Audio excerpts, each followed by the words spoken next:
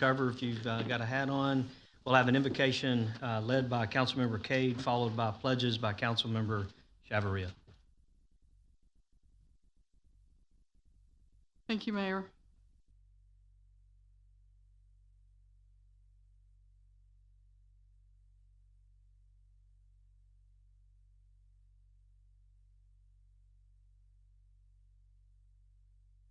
For being here, letting us all be here tonight. Thank you for all the residents that have joined us.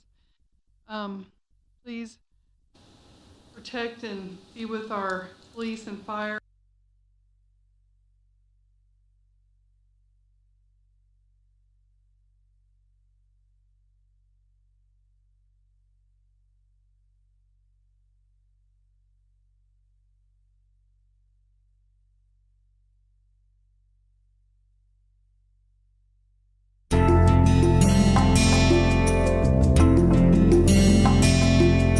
Be with this council. Keep us, we've worked well together. Please keep us unified as a team and focus on the reason why we're here, which is to serve the community. Heavenly Father, I also pray for our city, our community, our county, our nation, and our nation's leaders. There's a lot of turmoil going on. Please just be with them all. Pray in your precious name. Amen. Please join me in the Pledge of Allegiance. I pledge allegiance to the flag of the United States of America and to the republic for which it stands, one nation, under God, indivisible, with liberty and justice for all. Texas flag. Honor the Texas flag. I pledge allegiance to thee, Texas, one state, under God, one and indivisible.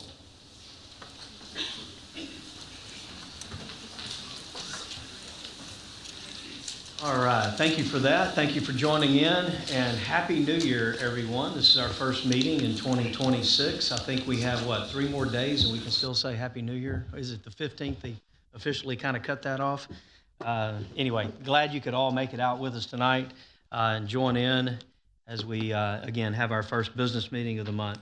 Madam Secretary, we'll move forward in the agenda. Roll call, certification of quorum. I will certify we have a quorum present as all members of the council are present with the exception of Mr. Patel. Condolences to Mr. Patel's family. He had a loved one that he lost, so he's traveled for a funeral. So he certainly is in our thoughts and prayers, and wish him and his family lots of peace and comfort in the days to come.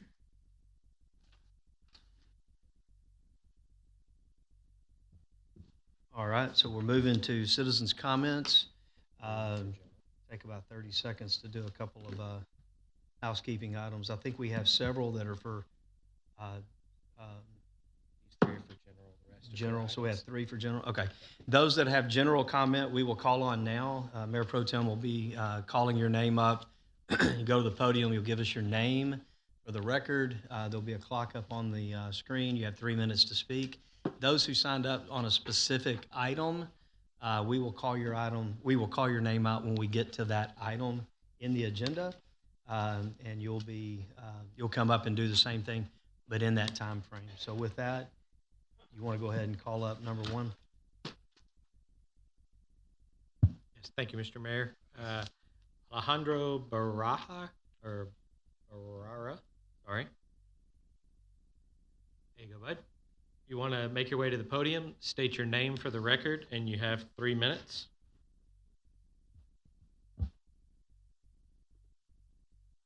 Hang on. We're going to make sure the mic's on.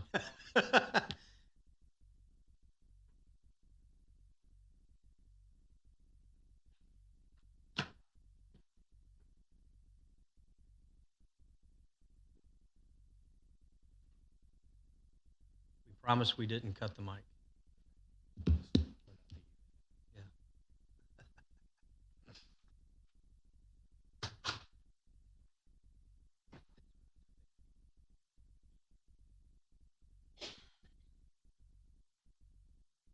Right? Is this good? Yeah. Okay. My name is Alejandro Barraza, and I'm just going to address specifications and judgment. This is Texas, so probably not everybody here puts unleaded gas. Some people put diesel gas, right? But most of us here, we put unleaded gas and we don't know the story behind why it's called unleaded gas. So combustion engines, they work a certain way, and it was cheaper for the people making the gas to put lead inside of the gas instead of what we use now, which is ethanol. So when they did that, they convinced Congress that lead was not a poisonous gas. It's been known for 2,000 years that lead is a poisonous gas. A specification is only as good as the truth to back it. If the specification is not backed by truth, it doesn't matter what we as judges of what's right and wrong or what's good for the city or what's bad for the city. It doesn't matter what we judge if it's not in accordance or in alignment with the truth. So as judges, we're supposed to judge with righteous judgment. None of us here are perfect people or perfect experts, but many of the things that we address, we need to assure ourselves that we have the right understanding of the issues at hand. If we don't, how can we possibly judge correctly? If we do want to judge with righteous judgment, it's our due diligence as citizens and as people who represent other people and perhaps even God, right? We need to tell ourselves or show ourselves approved by doing our due diligence. If we can't, then it doesn't work well. For 20 years, they had lead inside of the gas, and that lowered IQ, that caused great crime and great harm to us. And it was just people who had their eyes on money. Money is the root of all evil. It's the truth. So if you're looking, look for first for safety and the concerns of your citizens, and then also decide who you represent. Do you represent a family, a community, a people, perhaps a church, a faith, or God? Who do you represent? Because everything that you say has power. Our words have power. If you have a yes, then there's both a blessing and a curse in that yes, because that's how the world works. Some people are sacrificed, and some people benefit. So I can't go into all the details about that, but we know exactly who was sacrificed for our sake. So who are we sacrificing when we say yes? Who are we sacrificing when we say no? We have to take these things with grave consideration, because the simple research that we do can make the difference between life and death, can make the difference between a community and a hellscape. So I just encourage each and every one of you to prayerfully consider what it is that you choose. Thank you for that. Thank you. Thank you, sir. Terrell Alburn? Tariq?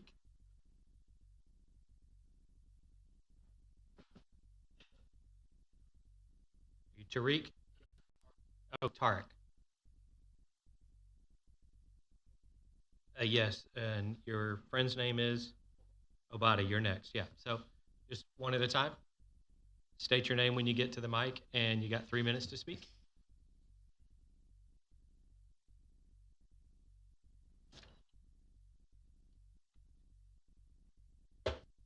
Hello, my name is Obata, and this is Tarek. So we are part of Move Pearland, which is an organization, and our main goal is to build sidewalks and bike lanes along Pearland Parkway and Broadway. So let's look at some of the facts. Pedestrian fatalities in the U.S. has increased over 70% since 2010, and nearly 1 in 5 of these deaths occur where no sidewalks are present. The people who are most at risk are children, seniors, and people with disabilities. And this is not just a nation issue. In Houston, there has been 119 pedestrian deaths and 16 cyclist deaths recently.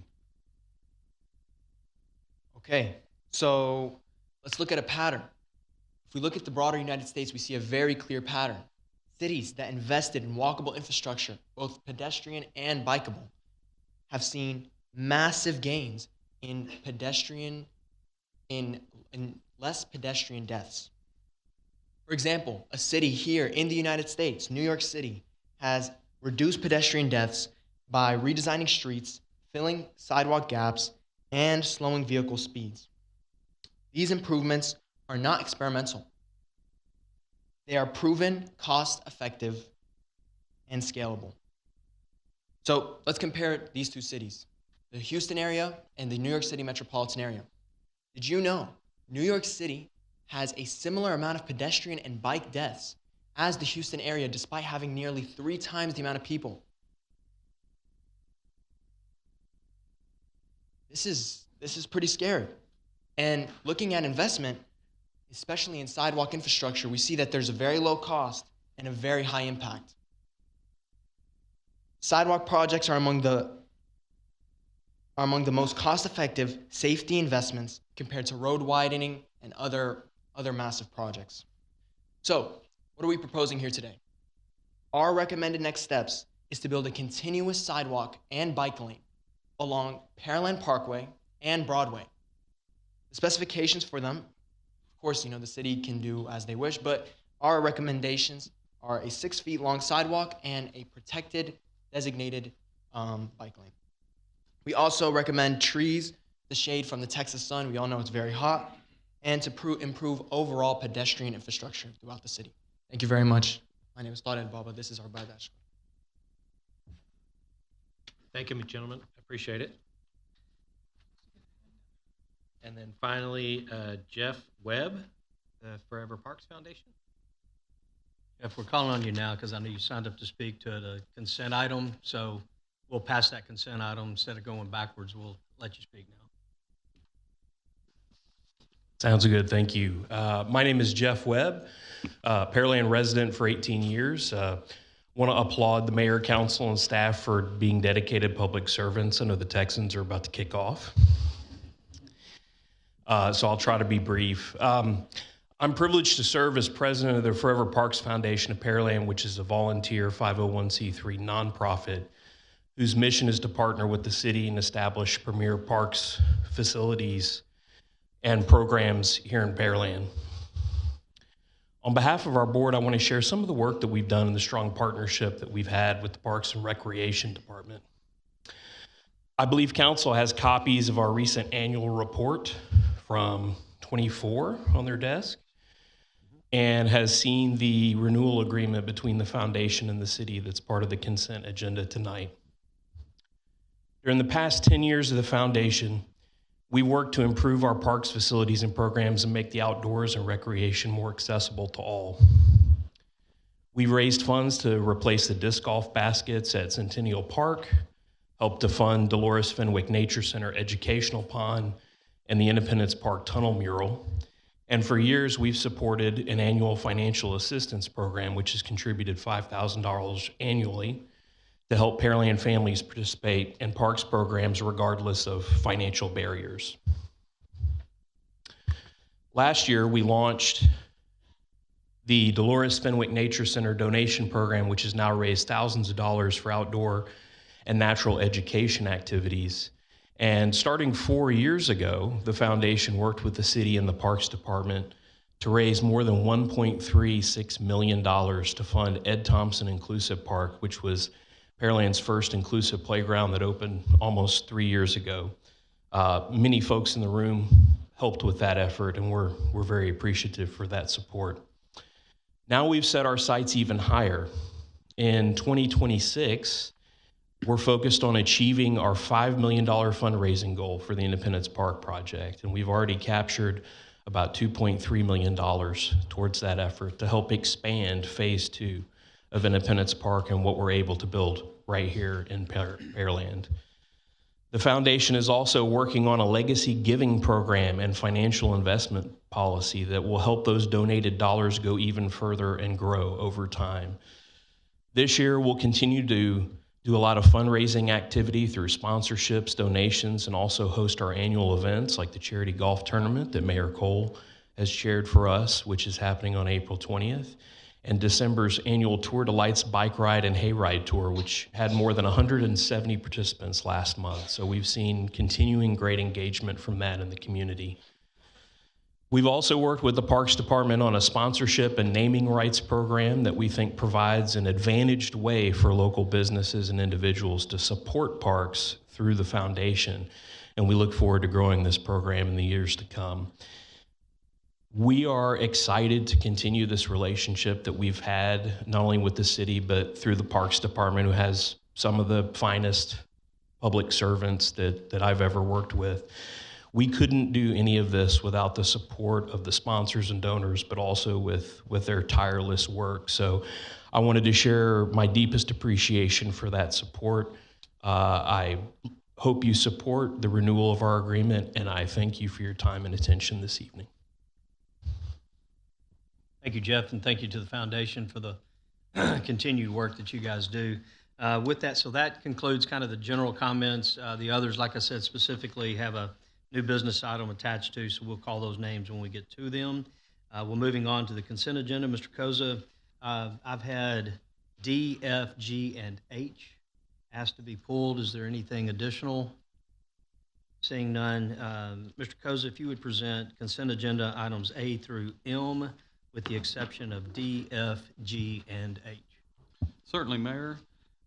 Consideration possible action consent agenda items A through M with the exception of D, F, G, and H. So moved. Second.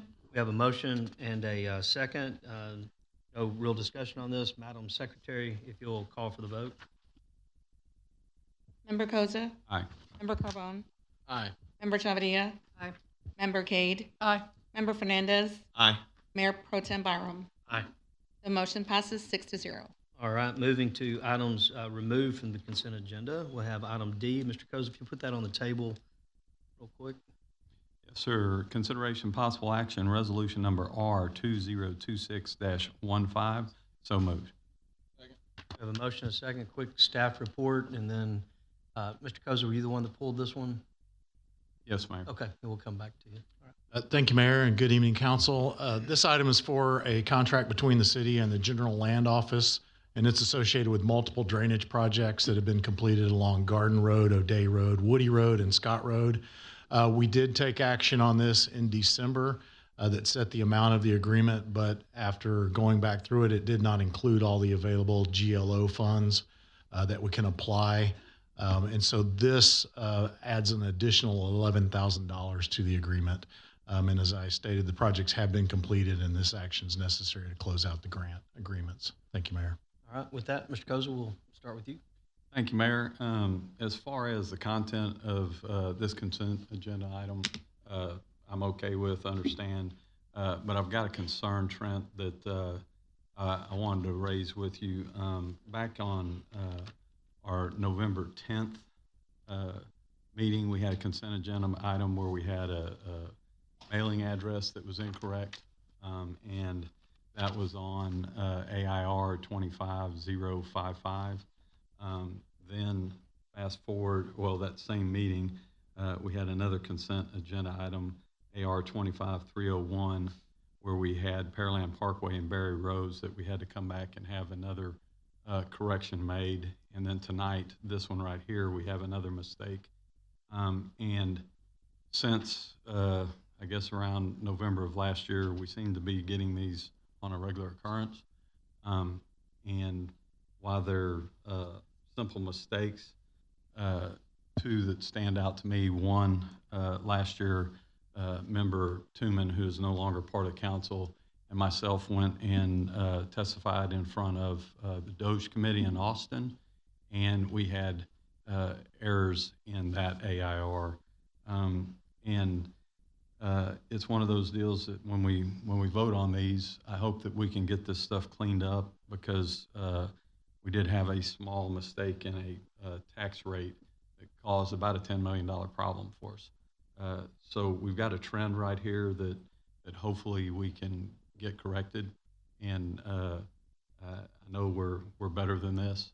So hopefully we can address this and try and stem these issues. Is all I'm asking for. Anything? No, we review these and we'll make sure we're reviewing for all the details. Any other questions, comments? I appreciate that. Thank you. All good. Good to highlight. We need to be accurate and good. Madam Secretary, call for the vote on item D. Member Koza? Aye. Member Carbone? Aye. Member Chavarria? Aye. Member Cade? Aye. Member Fernandez? Aye. Mayor Pro Tem Byram? Aye. The motion passes 6-0. All right, Mr. Koza, if you'll present F, and I know, Lawrence, can we talk F, G, and H holistically together as one time? Fine with that if we can. Yes, sir, we can. Because they're, As long as they're all on the related, table. so, you know. Yes, sir. If it's the same issue, I think it would be Yeah, efficient. it probably will be, so let's put F on and we'll go through the motions on the others. Yeah, but no, go I'm ahead and talk completely, about it. I'm completely. Oh. Yeah. So I just need to put all three of them together. Fair enough, that's fine. All right, consideration and possible action, resolution number R2026-21, resolution R2026-22, resolution number R2026-23. So moved. Second. We have a motion and second. Quick staff report. Thank you, Mayor. So these three items are a request from Trez Capital to approve a second extension of the expiration date for the preliminary plat of Massey Oaks Section 6, 7, and 8. Each item is associated with a singular section. So these were originally approved by Planning and Zoning Commission on February 20th, 2023. That approval was for 2 years, expiring in February 20th of 25. And at that point, a 1-year extension was approved by P&Z through February of 26. And so the second extension requested by Trez Capital does require council approval. So that's what's before you tonight. Thank you. All right, thank you, Mayor. Is anybody here in the audience from Trez? Yes, John Sullivan. I'm Managing Director with Trez Capital. What was your name? I'm sorry. John. Thank you. John Sullivan. Thank you. Go ahead. Yes, I'm here on behalf of TC Massey Oaks FC LP. Trez, my company, became the owners of the remaining future phases of the project in the first Tuesday in November when we were forced to foreclose on the original developer.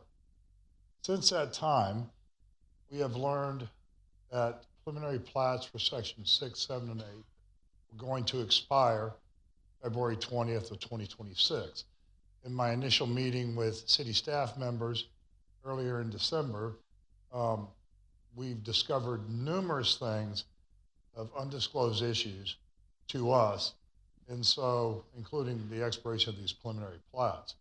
So we're requesting these plats be extended for 1 additional year to enable us to thoroughly assess the project, then collaborate with the city, the builders, and the current homeowners within the community on the best way to move forward with the project to ensure its successful completion.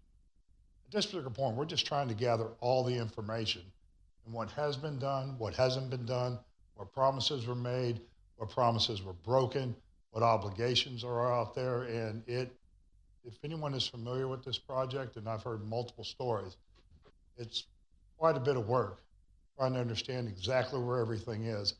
And we're in the process of doing that. And we respectfully request that these preliminary plats be extended so we can continue that, at least have some foundation that is consistent for a little bit, to be able to move forward and continue our due diligence and come up with a plan that would, make this a very successful project.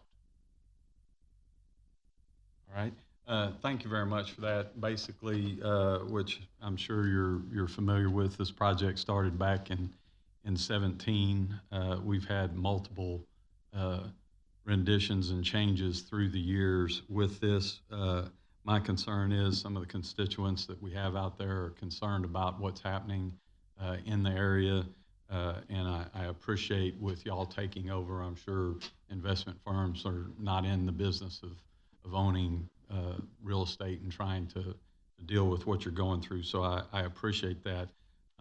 As far as where we're at today, it seems like these sections have a problem with an agreement predominantly that the previous owners or developers had with it. And my concern, my questions, are we looking to try and get a resolve to get this to where we can start putting homes on the ground, getting it moved, because we have had problems with grass being mowed, problems with maintenance in the area, the neighborhood. When I first went out there, and I've been on council here about 3.5 years now, looking at the different issues that have been out there, I feel for the residents that we have living there. With y'all taking over, I would hope that we have a little bit better understanding, better care for the property, and moving forward, trying to get something established and working. And that's what my question to y'all is: what's kind of the plan? What's kind of where you're at right now? Granted, you don't have everything lined out, and I'm sure y'all will be back to talk to us and explain where you're at, what you're trying to accomplish. But one, for our residents that live in the area, I'm kind of looking for a commitment to do a little better job than the previous ownership. Well, like I said, our goal is to thoroughly assess where the project is.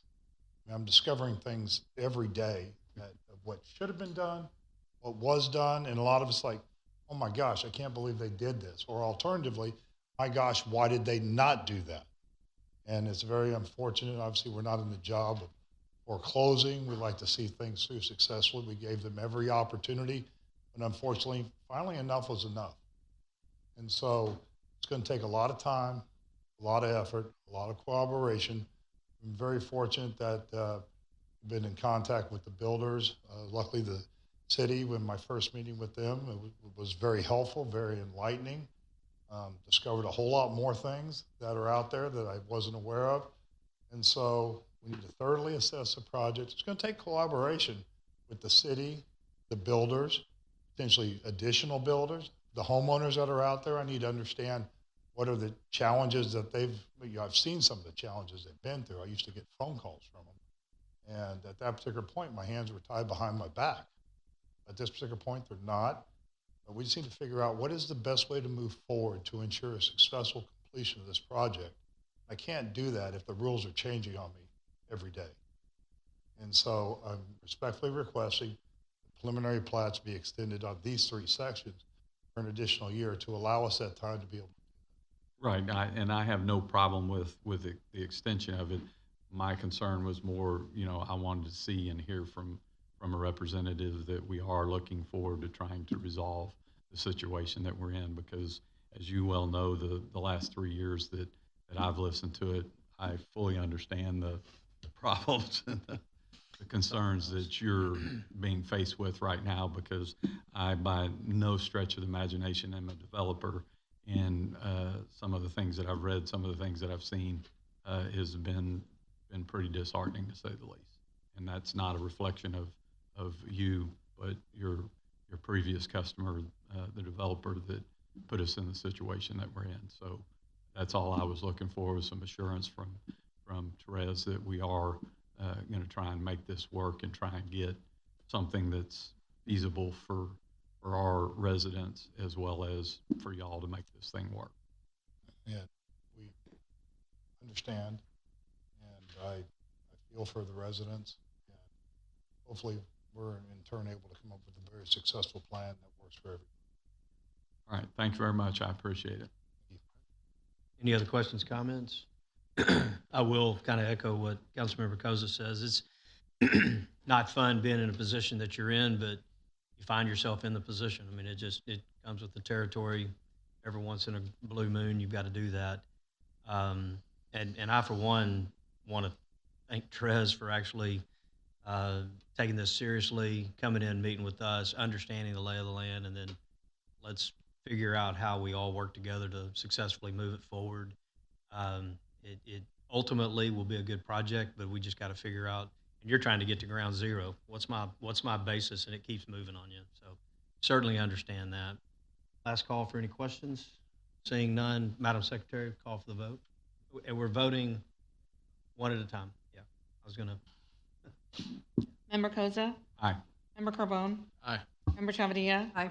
Member Cade? Aye. Member Fernandez? Aye. Mayor Pro Tem Byram? Aye.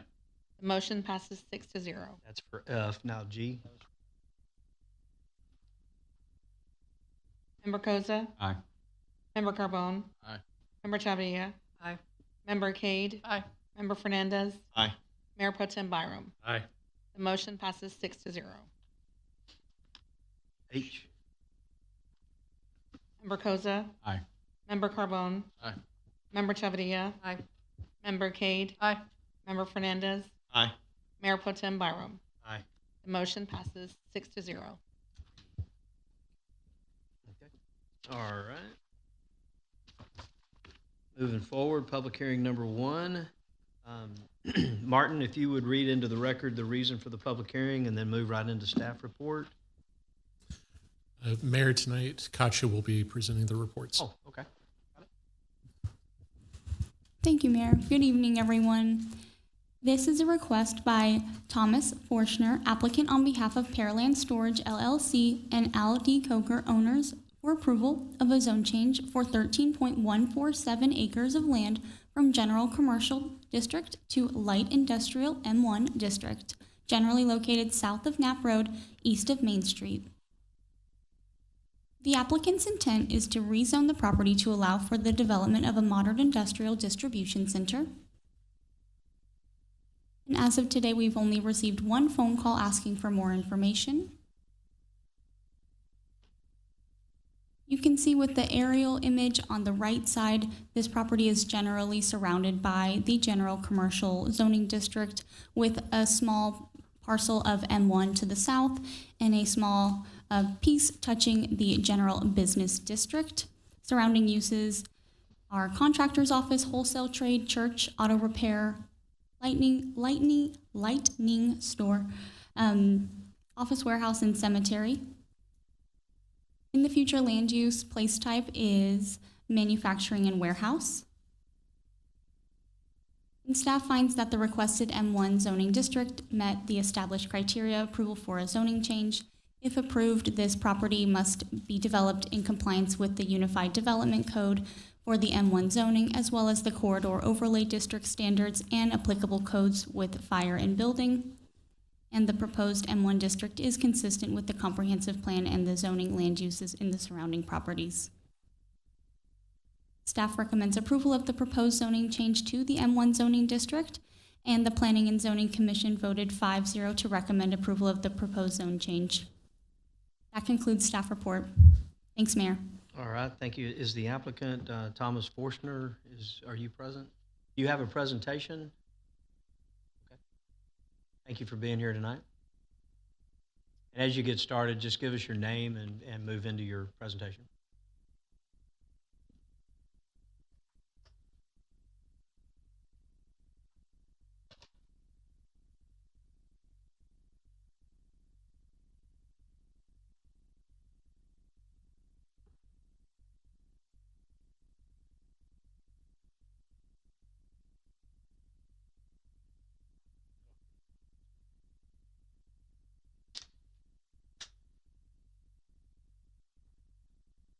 Good afternoon. My name is Eric Oliver. I am the Vice President of Development for Junction Commercial Real Estate.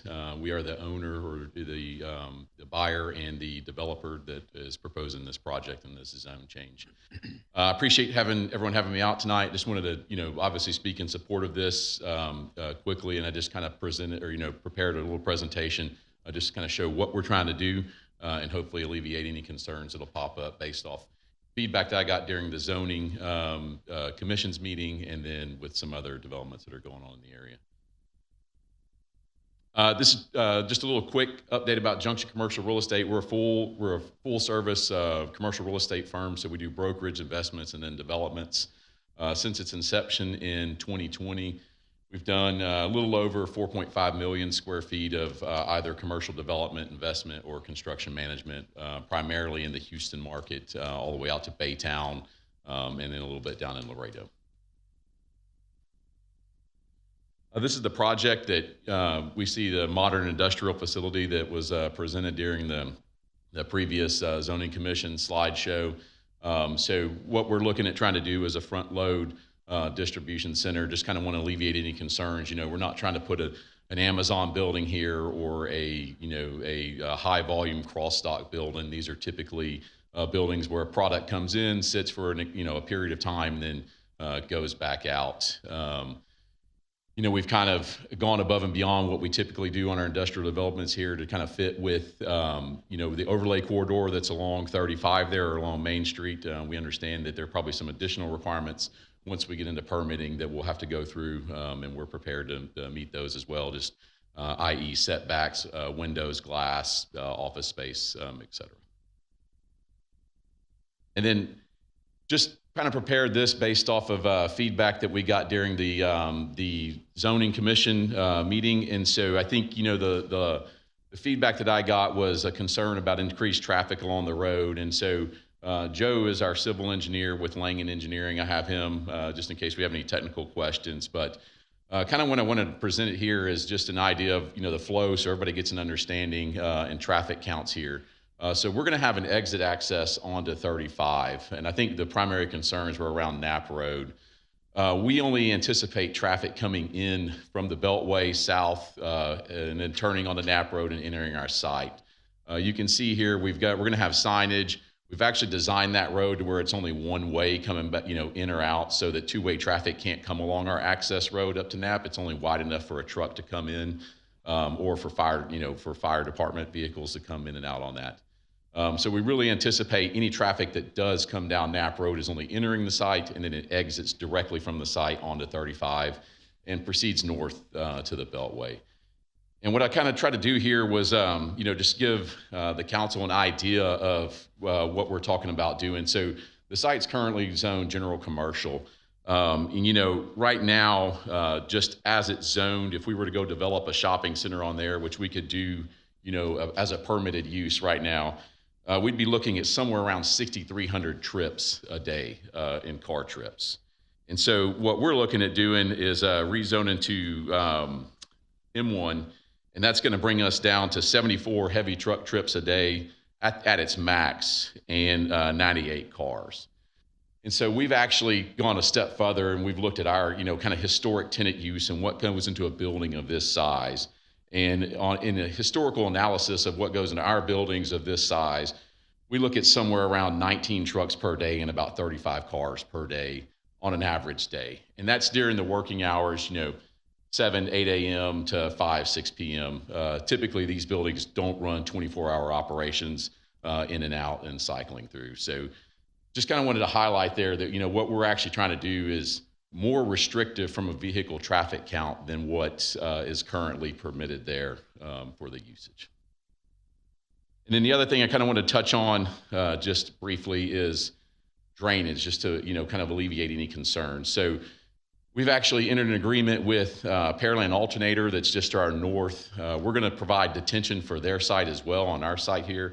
It's that light blue area that's highlighted on this. And so we really feel like, detaining for Pearland Alternator, detaining for our site, and then we're taking all that water, going to Hickory Slough and then down to Clear Creek is going to improve the drainage in that area right now, where there's currently, no drainage, no detention. All that water just kind of sheet flows into street side ditches in that area and then, backs up into those ditches. And so we really feel that, we're going to kind of improve that scenario based off what we're doing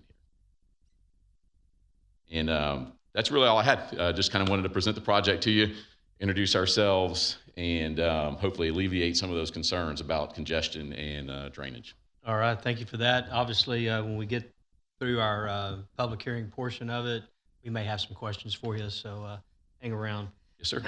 All right, we'll move on to those wishing to speak for or against this proposed. Wait a minute, we have 3 that have signed up to speak. We'll go ahead and call on those names first, and then we'll open it up. Mayor Pro Tem. Thank you, Mr. Mayor.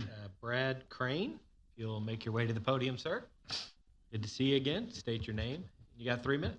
Hi, Brad Crane, 3801 Knapp Road, Pearland, Texas, owner of Crane Group Investments. I've made some notes here because I don't want to miss some points. But first, I just want to thank the council and the mayor. Thanks for all you guys do. You're doing a lot of hard work. Grateful for that.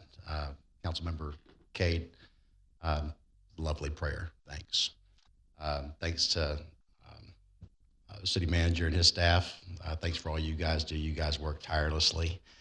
And thanks to Matt Buchanan's group. Many thanks. All right, so I'm just generally concerned, and Eric said it best. He touched on some things that were mentioned at P&Z, and he's right. I'm concerned about traffic congestion, and so traffic to and through Knapp I think 3 lanes, coupled with the Hanover development, and my compliments to the Hanover development, because I think that they made a really respectful approach to the city by pursuing a PD, getting the city's input and response. This is just an interesting development because they're going straight from GC to M1. And in advance of today, I've not really seen any plans or anything of the like, or traffic ideas and what have you. So, I'll try to be quick. I don't want to ramble too much. But anyway, the 3 lanes that are considered on Knapp Road are really only going to help traffic heading south on Highway 35. Again, coupled with the Hanover development, I think that, and with this being a speculative building, who knows who the tenants are going to be? Who knows how much traffic they're going to have?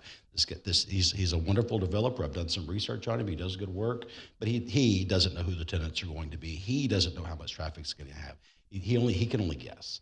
And so, so all I'm suggesting is we just don't know who the tenants are going to be. And Hanover doesn't either, to be fair. So Highway 35 access was right across from the funeral home. If you've driven over there, you'll see that the lion's share of that esplanade will feed the funeral home. And so access, primary access or exit, if you will, I just don't know how that's going to impact. And I totally submit to council and for its decisions and considerations. I know you guys will delve into all the details, and I'm grateful for that. So thank you guys. The developer stated that he had been communicating with TxDOT, so I trust the city will delve into the details of that too, with any access agreements or anything, what have you. So I do question rezoning without detailed consideration for the site plans, which it looks like we're seeing some details of it now. I know that the city staff and council and others will dig into that. I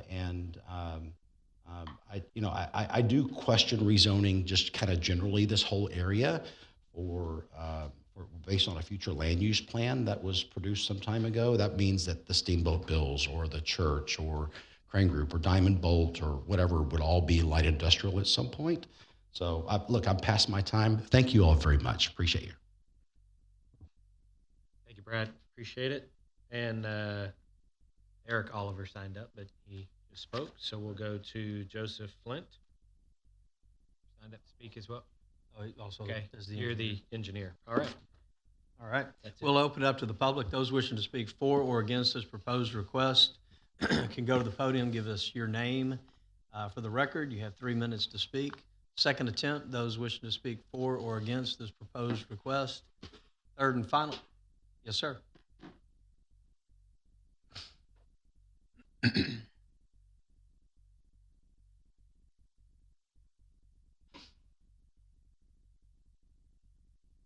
Yeah, just to echo some of the things that he mentioned before. I mean, Knapp is not a super highway.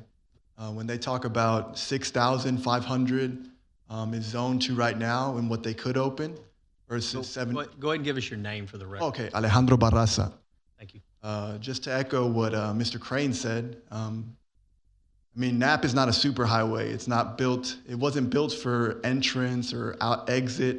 It just seems like a convenient way to bring business to make their business easier. Aside from what they do, it's very confusing when you look for a place and they have an entrance on one street and an exit on another. I don't think that's good business practice.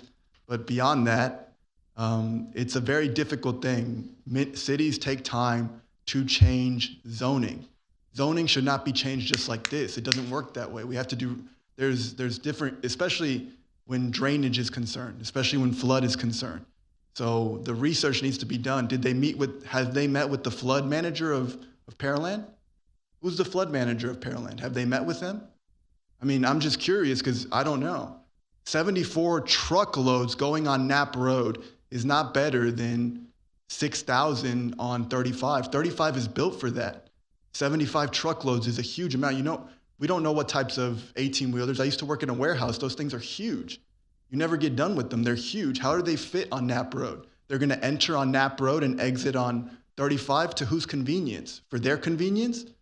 They could go the other way. At least, what's that big road, McCard?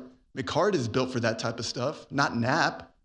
I would just say, hey, we need to take special care and special consideration with these projects.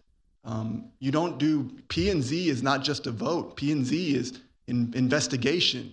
It's talking to citizens, talking to experts, especially in the flood area. They talked about Hickory Slough. What is it going to do to Hickory Slough? What is the drainage going to do? There's no communication of those particular areas. Just that traffic will be lessened on 35, which is built for that type of traffic, and it's a potential traffic. It's not the traffic that's there now. It's the traffic that's zoned to GC, not to M1. And it's a major concern. If everything is going to be M1 from, when is M1 going to stop? We just keep increasing M1, M1, M1, and all it's doing is adding empty industrial space. We don't know who the clients are going to be. We don't know how much noise it's going to make for the surrounding community. And on the other side, I don't even know, are they notified, the project or the building people behind here, the homes that live over here on that side? Where's the church? Do they know about these things? I mean, it's a huge consideration. We just need to slow down. I mean, everything that we've been hearing in this meeting is about mistakes. Let's slow down. Haste makes waste. Thank you for that. And third and final time, those wish to speak for or against this proposed request. Seeing no one move in that direction, we'll move to questions, comments, and concerns from council. I would like, Trent, if we would, gentlemen, just ask some questions kind of about process. And I have several questions about the request, but about process, traffic counts, drainage analysis, and all of that. When, where, and how do those come into play? Sure. So this obviously is the zoning part of this case, and once we move through that, we do have all of our city requirements from a standpoint of analyzing the traffic, making sure they follow all of our design criteria, including drainage design criteria, roadway design criteria. Knapp Road is getting reconstructed, and so that is being designed to handle that truck traffic in the future. So a lot of these things come at a later point during the development process when the developer comes in with their actual project and brings their civil engineers and all of their designers and starts to work on those things and meet all of our drainage criteria as well as transportation criteria. Yeah, and so ultimately they don't get a permit unless they meet that criteria. And correct. Whatever that looks like. And this site plan may or may not be the real site plan once all of that's done, correct? Yes, sir.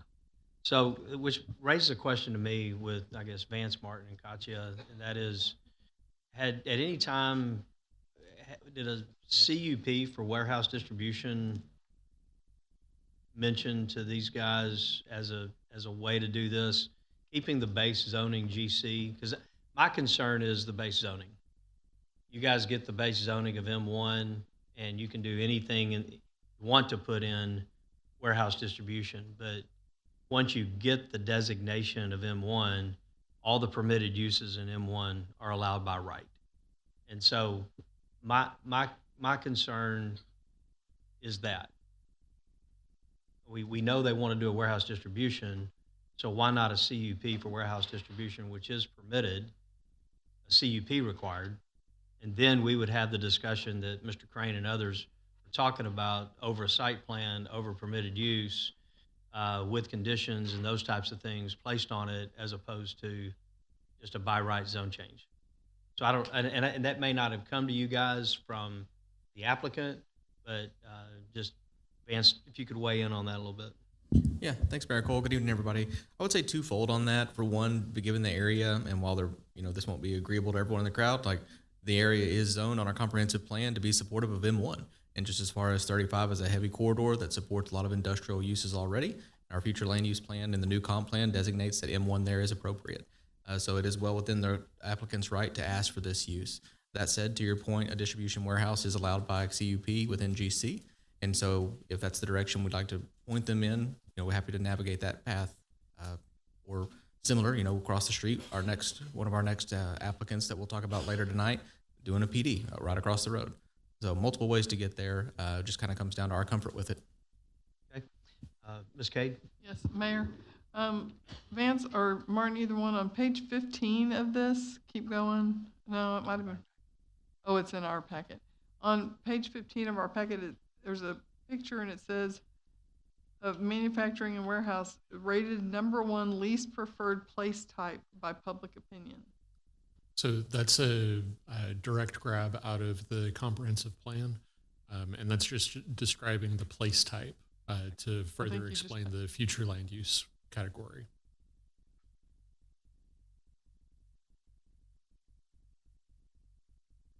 Manufacturing. So when we were going through the comprehensive, I want to read that. When we were going through the comprehensive plan update and comments from citizens, this was the number one least. So it was our citizens that did this. This isn't like something external. Correct. This was based off the public opinion. Thanks. Mayor Pro Tem? Yeah, you're already up there. Great, thank you.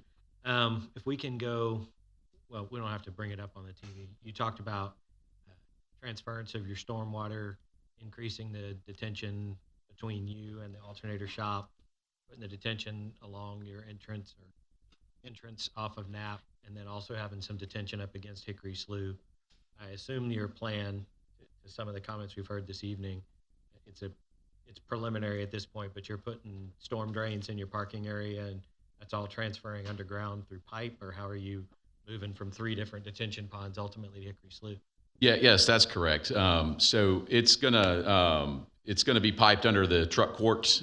We've actually already kind of run this plan by BDD number 4, just to make sure that they were in concurrence with us detaining for Mr. Coker's alternator shop, because he's in non-compliance, and so we're going to try to bring his site into compliance. So we took that to BDD number 4 before we kind of started. But yes, it collects in that larger pond and that smaller pond at the same time. Anything from that larger pond conveys underground via storm lines to the smaller pond, and then ultimately outfalls to Hickory Slough. We really only have that pond down there by Hickory Slough to be able to outfall into Hickory Slough, and then let it convey on down to Clear Creek, and then I believe it's Nelson Reservoir on from there is where it goes. But yes, everything will be underground from the Knapp Road pond to the outfall pond. Okay, and you answered one of my other questions, that you have at least broached the conversation with DD4. That's a hill you'll have to climb eventually if this moves forward. In reference to the traffic on 35 and kind of a quick comment that you've talked to TxDOT, can you elaborate a little bit about what that conversation has looked like so far? Yes, we're actually in for TxDOT permits on the site, and we should actually be in for a variance to Pearland's Drive requirements, because there's a 350-foot spacing requirement on Pearland drives along 35. But we've submitted permits to TxDOT for that drive access that's on TxDOT. We originally, and I think one of the nuances about whether this is a planned development versus a zoning is the stage at which we're in development, right? And we're not at a stage in design to be able to do a PD, but we originally submitted 2 drive accesses to 35, but TxDOT was not in concurrence with that, so that's why we've reduced it to one entrance and exit on our site on the TxDOT. But those permits have been in with TxDOT for roughly 30 days now, so we're pretty committed to this site plan, minus any tweaks, obviously, that the city has that we need to, go through for the permitting process. But this is the site plan we're going for, so that's what we submitted to TxDOT. So your conversation with TxDOT is pertaining to your entrance getting on and off of 35. It's not pertaining to the median on 35 and potentially Correct. Reconfiguring that. Yes. We are not in any way crossing over that median or modifying that median. TxDOT is not open to approving anything that modifies that median. So all of our traffic that comes in on 35 will be car traffic coming from the south, from downtown Pearland heading north, turning into the site, employees, trucks that happen to be coming from Main Street, downtown 35, or it's entering the site off of Knapp Road. That coupled with fire access and fire requirements kind of is what necessitates Knapp Road there for us to have an entrance to the site from the southbound from Beltway for either vehicular or truck traffic. Eric, one real quick. Can we put the site plan up since we're talking about it and talking from it? It'd be good to be able to see. And I can probably bring it back up right here, right? No, that's fair. So you don't anticipate, I believe you said that is not the site plan, but that's okay. That is an anteater. We'll get there. So correct me if I'm wrong. You said Knapp is entrance only for your plan? Nap Yes, sir. is entrance NAP will only be an entrance for us. We're proposing signage. You know, we've done a couple of things. So one, we're going to propose signage to stop trucks and vehicular traffic going out to NAP, right? The only vehicular traffic that would leave out of NAP would be cars for employees that need to go south back down into Pearland. Those would leave out of NAP. But we're proposing signage here, and obviously, you know, Pearland will have a criteria that we'll use for a standard detail for the signage and the striping to do two things. One, prevent trucks from going back out of that access drive back onto NAP. So we'll only enter off of NAP and they'll exit our site onto 35.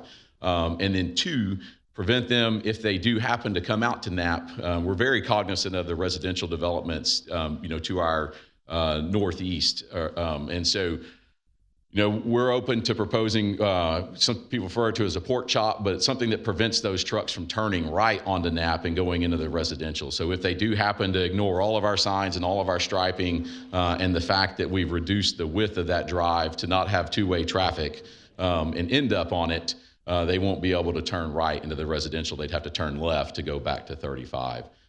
So we're very aware of the concerns. We're very confident that all truck traffic will flow in via NAP that comes from the north and then flow out on 35.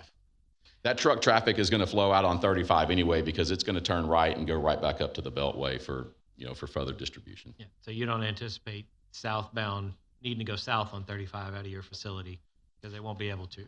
The trucks will not be able to do that without going to Knapp Road, and we don't anticipate that being an issue. No. One of the concerns that I have with the development of this area in general is stacking on Knapp Road. That's the last thing that I want to see happen is you end up with box trucks just piling up Knapp Road and people can't get in and out of their businesses, or the neighborhoods are all having to go a different direction because it's just stacked with box trucks, with 18-wheelers, right? So, I mean, you've got a long drive there. But to the mayor's point, I'm glad he brought it up.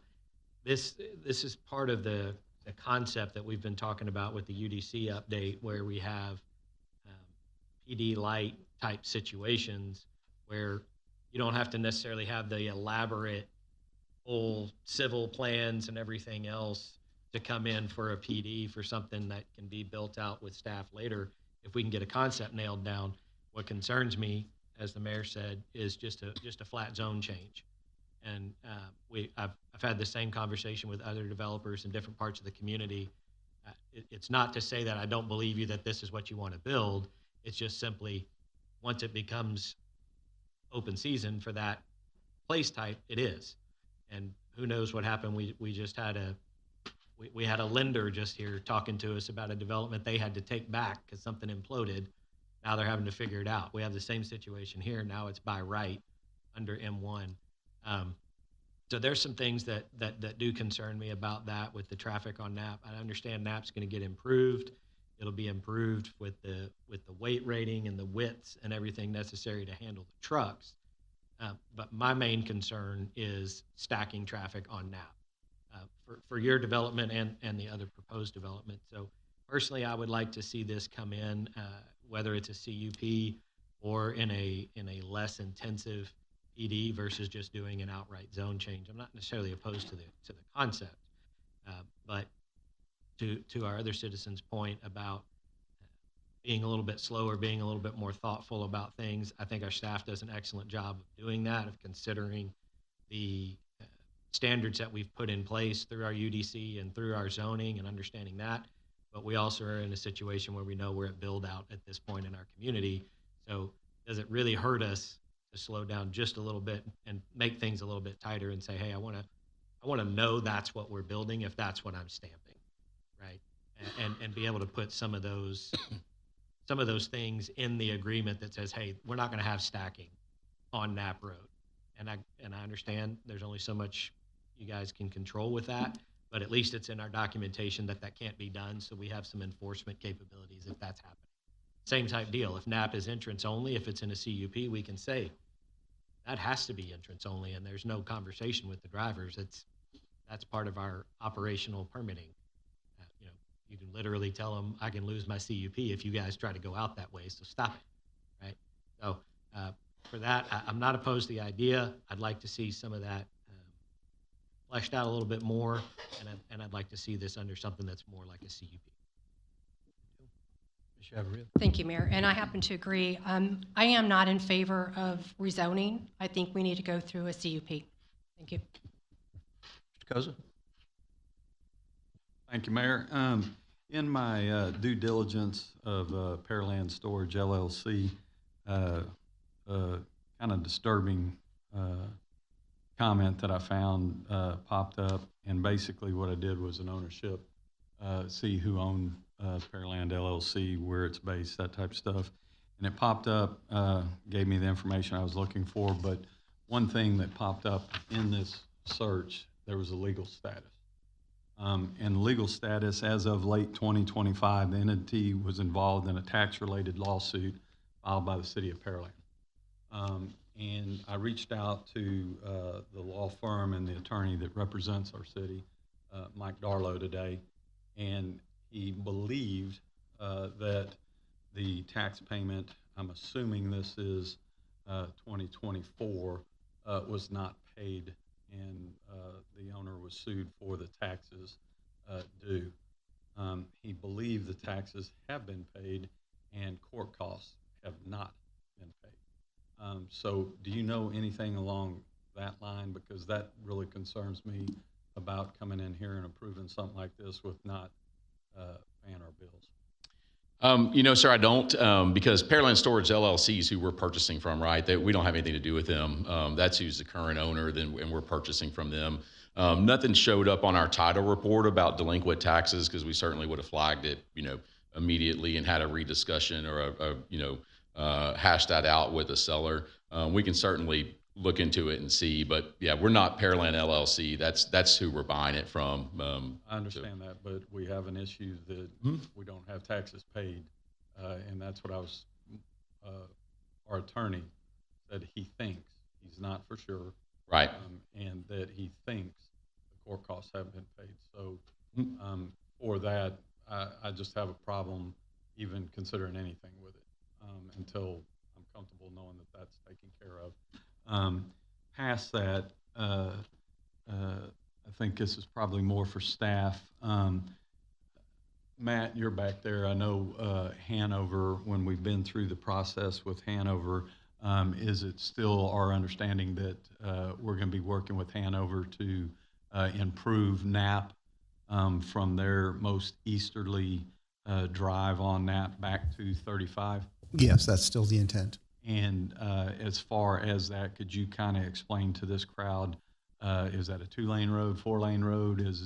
Give us some details to it. It's 37 feet from back of curb to back of curb.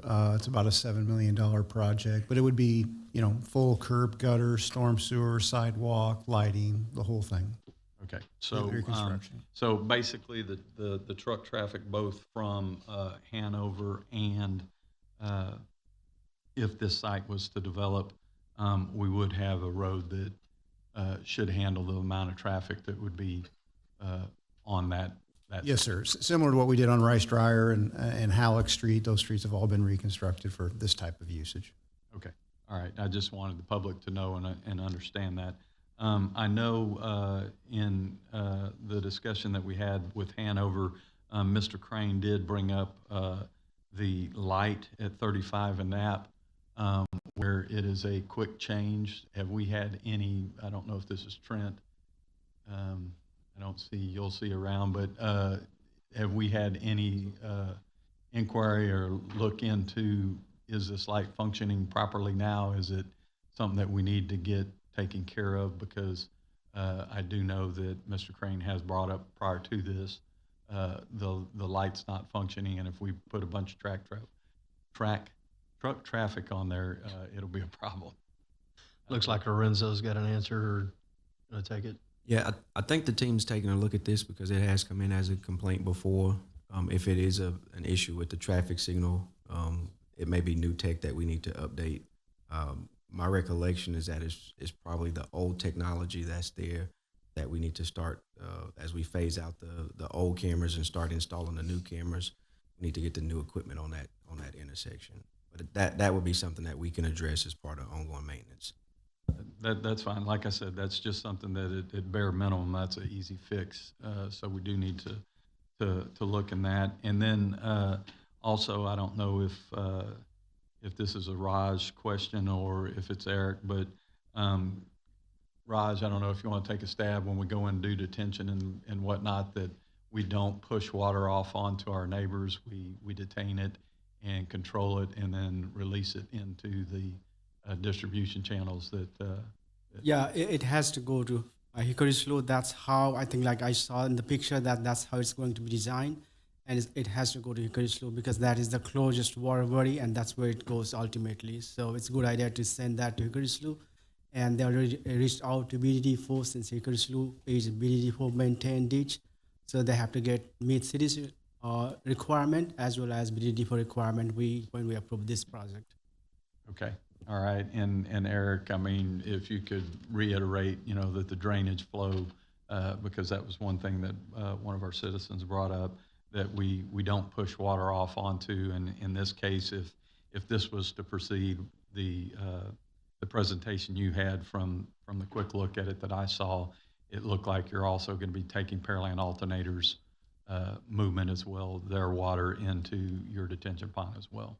Yes, sir, that's correct. So no, there'll be no, I think what you're referring to is sheet drainage, where we kind of just let the water drain off the site onto the adjacent sites. There's no sheet drainage here of that going on, and we are taking on Pearland Alternators water. So Pearland Alternators in non-compliance with BDD4 right now, and so we've agreed to take on their detention requirements in our pond to bring them back into compliance. And that's correct. All that water will come to that larger pond, and some of it will collect in that smaller pond.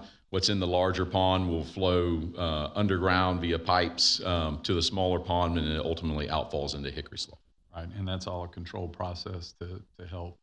Yes, sir. And we are, Joe can probably speak to the exact design criteria specifics, but we're meeting Pearland's requirements as far as flow rate of that outfall into Hickory Slough and BDD4, because BDD4 maintains and governs that site or that drainage channel. All right. Thank you very much. Mr. Carbone? Thank you, Mayor. Not to beat a dead horse, but I'm not a fan of the straight M1 zone. The site plan you showed us is great, but in a straight zoning, there's no teeth. There's a pretty picture, and there's no way for us to point back to it. So at a minimum, I think it's CUP. Then we could tie the site plan to the CUP. I do have some concerns of traffic and also traffic on the site, because I've heard you say that the access to Knapp Road's one way. Then I heard you say some cars can head out if they need to head to the east. And so a bit concerned with that, along with the one-way access for fire safety. So I don't see the M1 getting approved. And you can't understate the traffic concerns with Hanover and what's going on to the north side. So I can't see a straight zone change here until we get a CUP and understand more of the traffic flow and how we're going to enforce that. Sounds good. I do have a question about the site plan real quick, and the opening, the crossover, left-hand turn from the southbound 35 traffic. And I know what you said TxDOT has told you, but with trucks in that small turn bay, trucks will not be able to get all the way over and wait. So you're talking about stacking traffic up on 35, and now you're talking about the potential, because you can see it, you can barely see it. You got the red lettering kind of up there, but you can see that small turn bay coming into your place, turning left. If we're talking 18-wheeler traffic, those 18-wheelers are not even completely off the road, off into a turn bay to then turn left. That would be a concern, safety concern, and then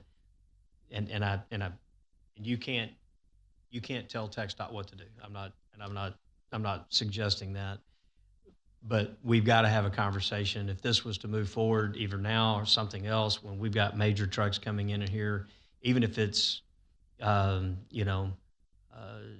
dozen trucks a day, that's 36 opportunities for a truck to have stacked up, somebody running into the back of it. Now we're talking about potential deaths. Running into the back of an 18-wheeler is not a small thing. So when I see this design, if this is accurate from what's on the road, so I'll caveat it that way.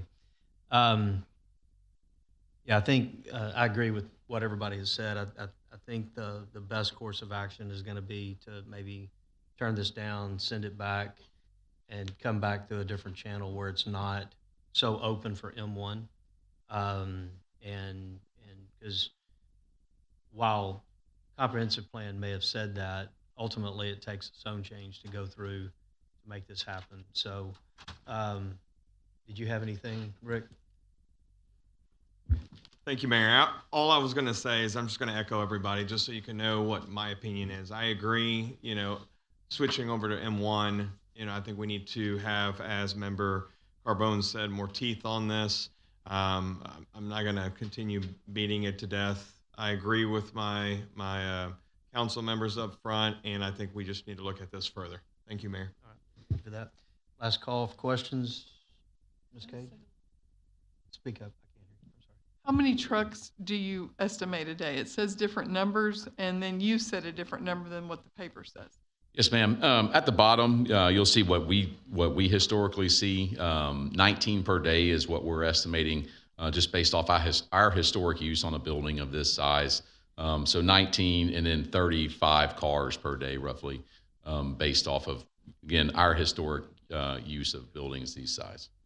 The two numbers at the top, what I was trying to just show is, the number of trips that it's currently zoned for today, being roughly 6,300 trips. That's what it's zoned for right now at GC. And then the M1 zone change would take that down to a little over 160. So that's 74 trucks and 98 cars. So I believe 172.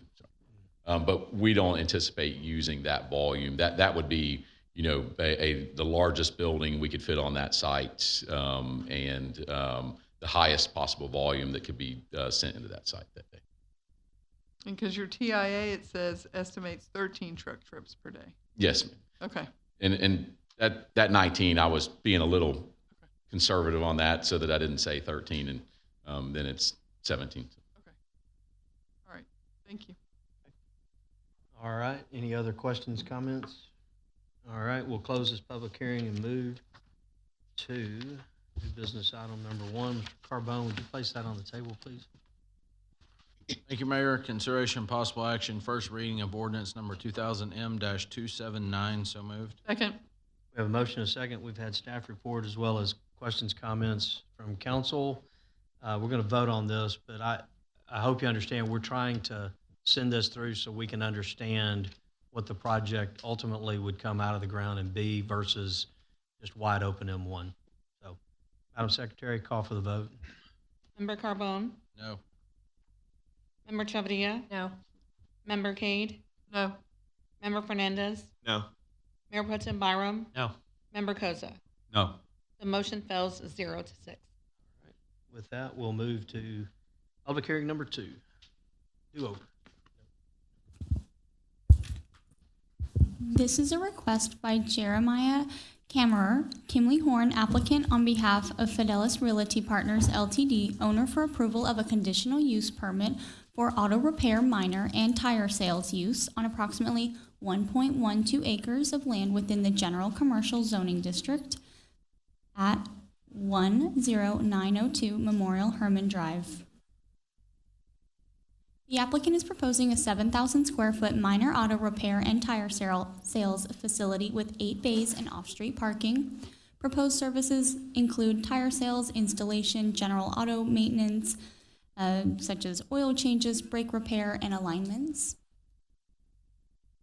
We have had 0 written comments and phone calls to date. On the screen on the right side is an aerial view of the property, and you can see the surrounding zoning is generally general commercial with medical offices, multi-tenant retail, a grocery store, and State Highway 288. This property is located within the commercial center future land use place type. And shown on the screen on the left side is a site plan, and on the right side is the applicant's proposed landscape plan. On the north and east side are those proposed 8 bays, parking surrounding the building, curb cut located on the west side, and then their proposed landscaping on the north and east. Happy to look at this further in the discussion. And here is another image provided by the applicant. And the proposed construction is right here as I'm circling with my mouse. Architectural renderings also provided by the applicant, showcasing their brand standard colors, signage, transparency, building materials. Within 1 mile, there are currently 6 auto repair uses. Within 2 miles, we have 14, and within 3 miles, there are 18. These counts also include both auto repair major and minor, and some of these numbers are outside of the city limits of Pearland. The proposed conditional use permit meets 4 criteria and may meet 2 criteria with staff's recommended condition and does not meet 1 of the criteria. The proposed use is consistent with policies of the comprehensive land use plan, including the future land use map and the thoroughfare plan. And staff recommends approval of the request with the following conditions. 1, bay doors shall only be located on the south and west side of the building. 2, a minimum 6-foot landscape strip must be provided along the west side of the property, containing street trees and a continuous shrub row to screen the service bays. Street trees shall be a minimum of 3 caliper inch measured at 12 inches above the root ball, with the total caliper inch equal to at least 1 inch for every 15 feet of lot length. And the shrubs shall be a minimum height of 3 feet at the time of planting. Number 3, proposed building materials shall be consistent with the existing building to the south on Lot 3. Number 4, a minimum 25% of the facades fronting Memorial Herman Drive and South Freeway shall be transparent. Number 5, existing integrated multi-tenant sign on the property shall be utilized for proposed ground signage. Applicant shall not be permitted to apply for their own ground sign. Wall signage allowances shall meet the requirements identified in Chapter 4, Division 5 of the Unified Development Code. The Planning and Zoning Commission amended the request to include staff's conditions 2 through 5 and adding a condition that no vehicle repair be permitted to be stored outside of the building overnight. P&Z voted 4-1 to recommend approval of the amended conditional use permit request. And that concludes staff report. Thank you. All right, is the applicant present? All right, do you have a presentation for us or just here to answer questions? All right, we'll call you up when we have a question and answer period if we have any. All right, thank you for being here tonight. We'll open it up. We had no one signed up for this one. So we'll open it up to the public for those wishing to speak for or against this proposed request. Go to the podium, give us your name, and you have 3 minutes to speak. Second attempt, those wishing to speak for or against this proposed request. Third and final time, those wishing to speak for or against this proposed request. Seeing no one move in that direction, we'll move it to council for questions, comments, concerns. Mayor, Katie? can you go back to the screen that shows how many there are within 1 mile, 2 miles, and 3 miles?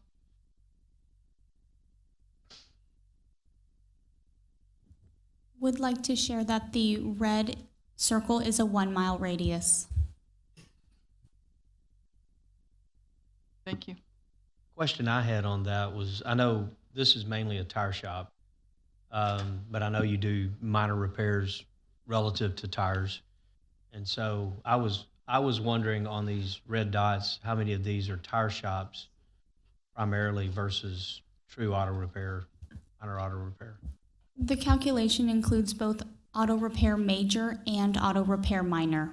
Okay. So they could encompass tire sales, and all of them are tire maintenance. But in the calculation, we do not dive deep into truly identifying every single job duty that they conduct at these businesses. Sounds good. Open it up to questions, comments. Anyone have anything? Mayor Pro Tem? Yes, Mr. Mayor. Item 3 about the visibility where the bays are facing 288 and Memorial Herman Drive. I guess it's probably for you guys if you'd make your way to the podium, please, sir.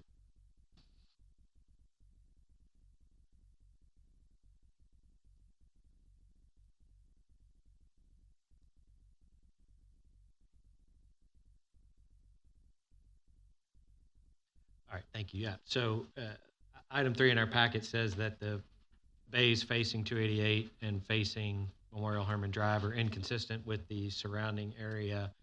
Are you guys open to rotating that? Or does the building still function if you turn the bays away from the roads? So this was one of the comments that we talked through with staff during. Real quick, go ahead and give your name for the record. So I'm actually Mitchell Maillard. Jeremiah could not make it. He's the applicant, but I partner with him on this project. So the rotating of the building was one of the comments originally given by P&Z and staff.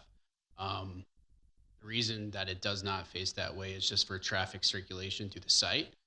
You guys all know that HEB is right next to the site. They have the curbside pickup during peak hours that backs up, and that access road can get pretty backed up with traffic. And so if we have our bay doors facing that roadway, mechanics are constantly going to be coming in and out of those bay doors.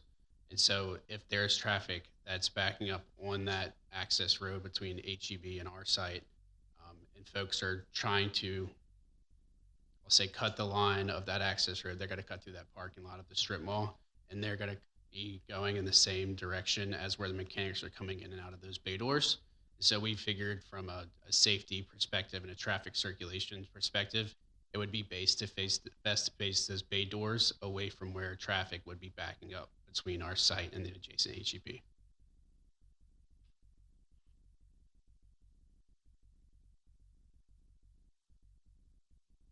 Okay.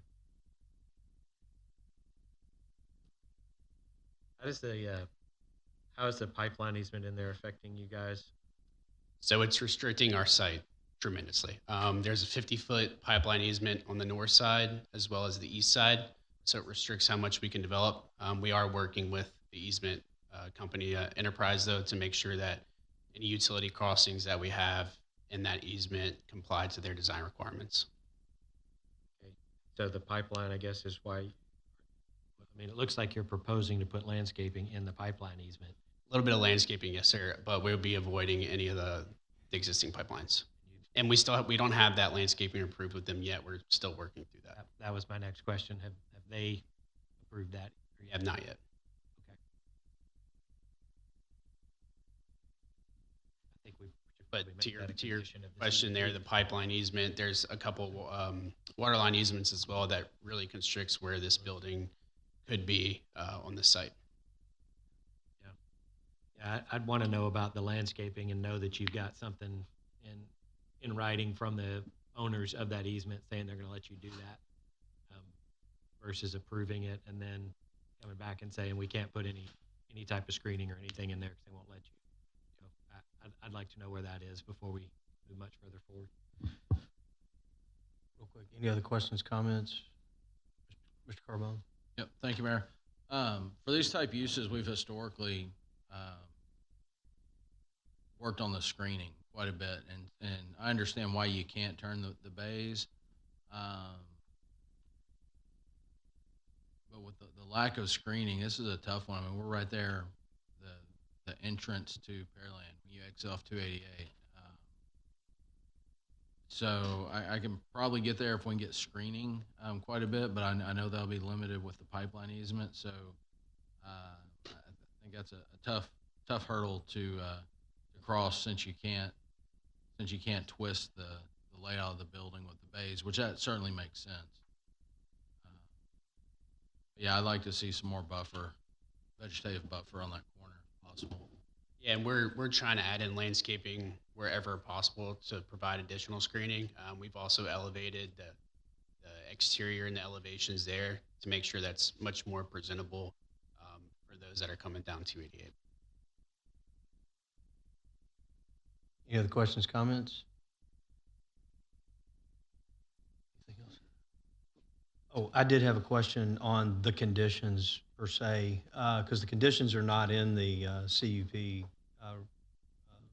language. Do you guys have any objections? What's your thoughts on the recommended conditions?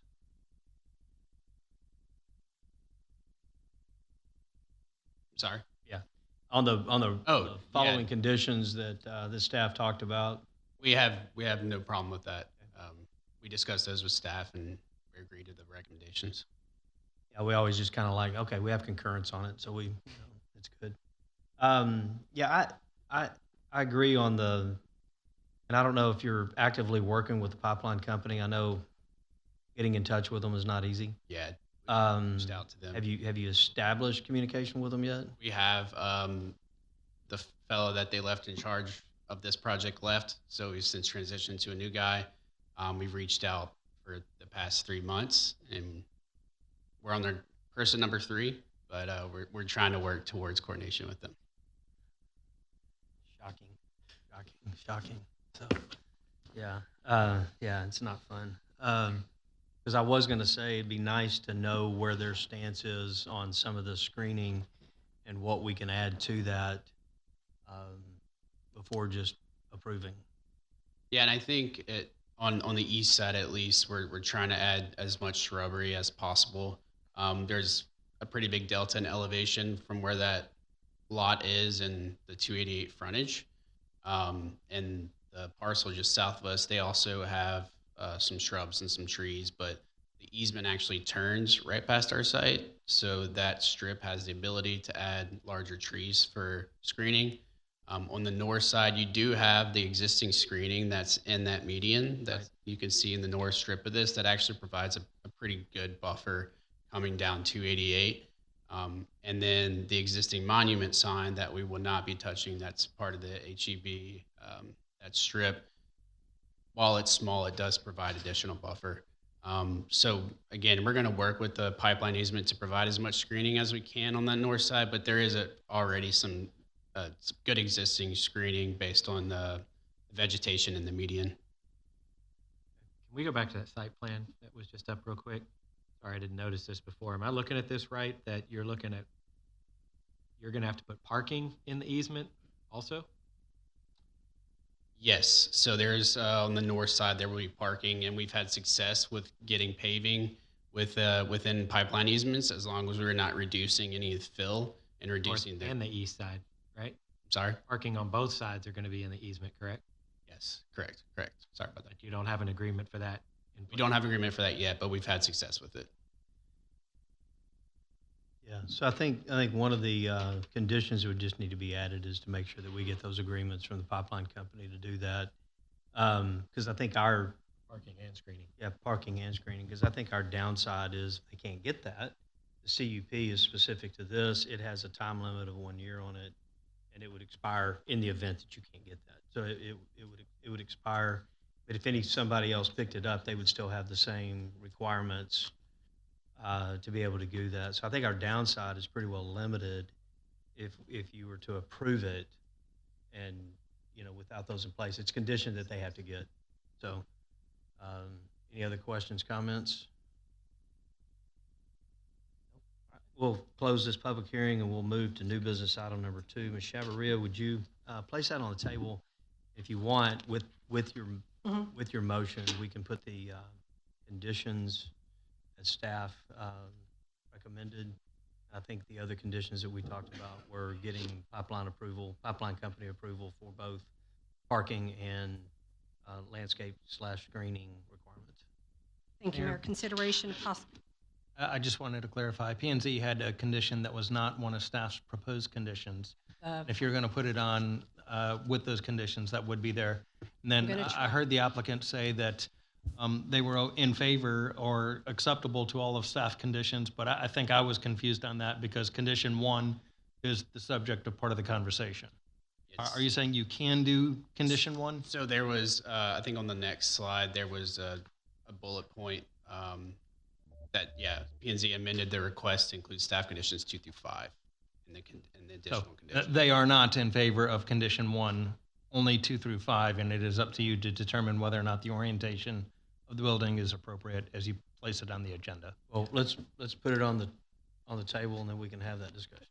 So, Consideration of possible action resolution R 2025-CUP 2025-0540 to approve the request with all staff recommendation conditions as detailed in the recommended action section of the agenda, including the P&Z recommended no vehicle repair outside after business hours, and approval of including the pipeline for buffering and screening and parking. So moved. Second. all right, we have a motion and a second. All right. Open it up for questions on that, because again, I think what P&Z is, P&Z pulled back number one. Number one would have done, Tony, what you're recommending, so we can discuss that.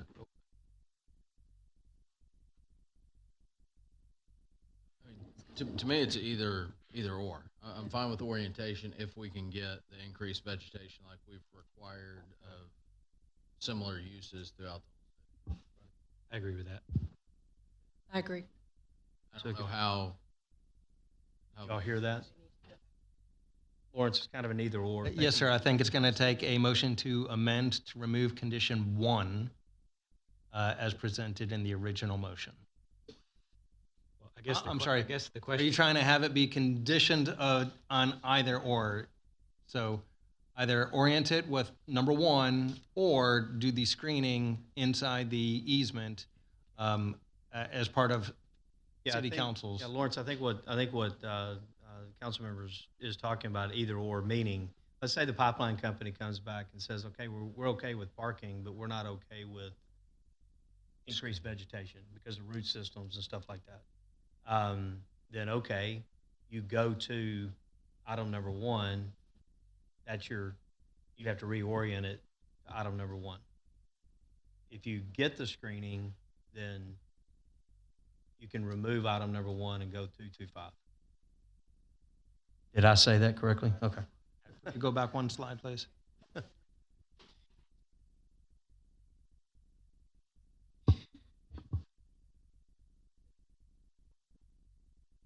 So it will be either 1 or 2.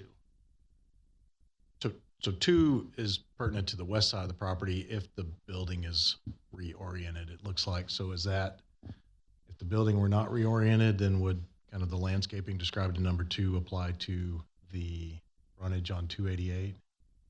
Would that make it clear enough? My understanding of this condition number 2 is due to the pipeline easement and the inability to install trees, we would like to see trees focused on the west side.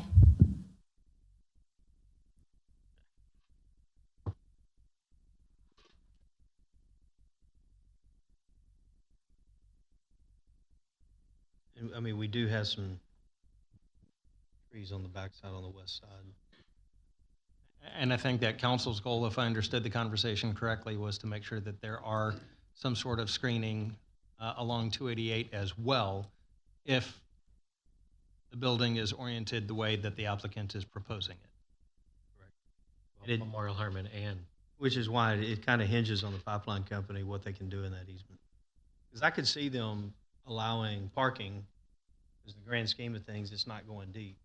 But if you have trees, depends on what types of trees, what does that root system look like? I don't know how deep the pipes are there. Clearly that's up pretty high from the freeway, but still, I don't know where the depths of those pipes are. Mayor, just to add some color to this, there's a water sewer easement that is running parallel to Business Center, or not Business Center, Memorial as well. So It's a challenged piece of property, no doubt.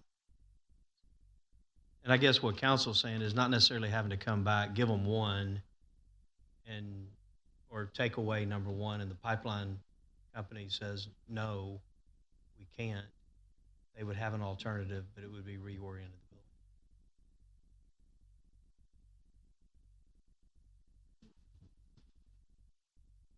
I mean, the applicant's still up there. What thoughts? How do you want to solve this? I think we would be open to that. Step number 1 is trying to get the approval from pipeline for that. And if you can't get the landscaping, so what we're saying is if the pipeline company doesn't give you approval to put landscaping and screening, then we're gonna want you to turn the building to where the bays are not facing that way, which brings up the other issue you brought up. So is that something, it goes back to my original question, is that something you guys are willing to do if you have to? I know it's not your preference, but can you make it work? If we have to, then yes. I think that we would also try to look at potentially a different building configuration if that's a more successful site layout in that situation. Maybe. And one thought that I had, if you had to rotate it where all your bays were internal and talking about the traffic from HEB, possibly putting in maybe an island with some landscaping in it that keeps HEB's traffic away from your guys. We're not advocating an unsafe environment by any stretch of the imagination. We don't want to do that. And as much as I don't want to see it this way, I think the best thing is remove number 1, 2 through 5.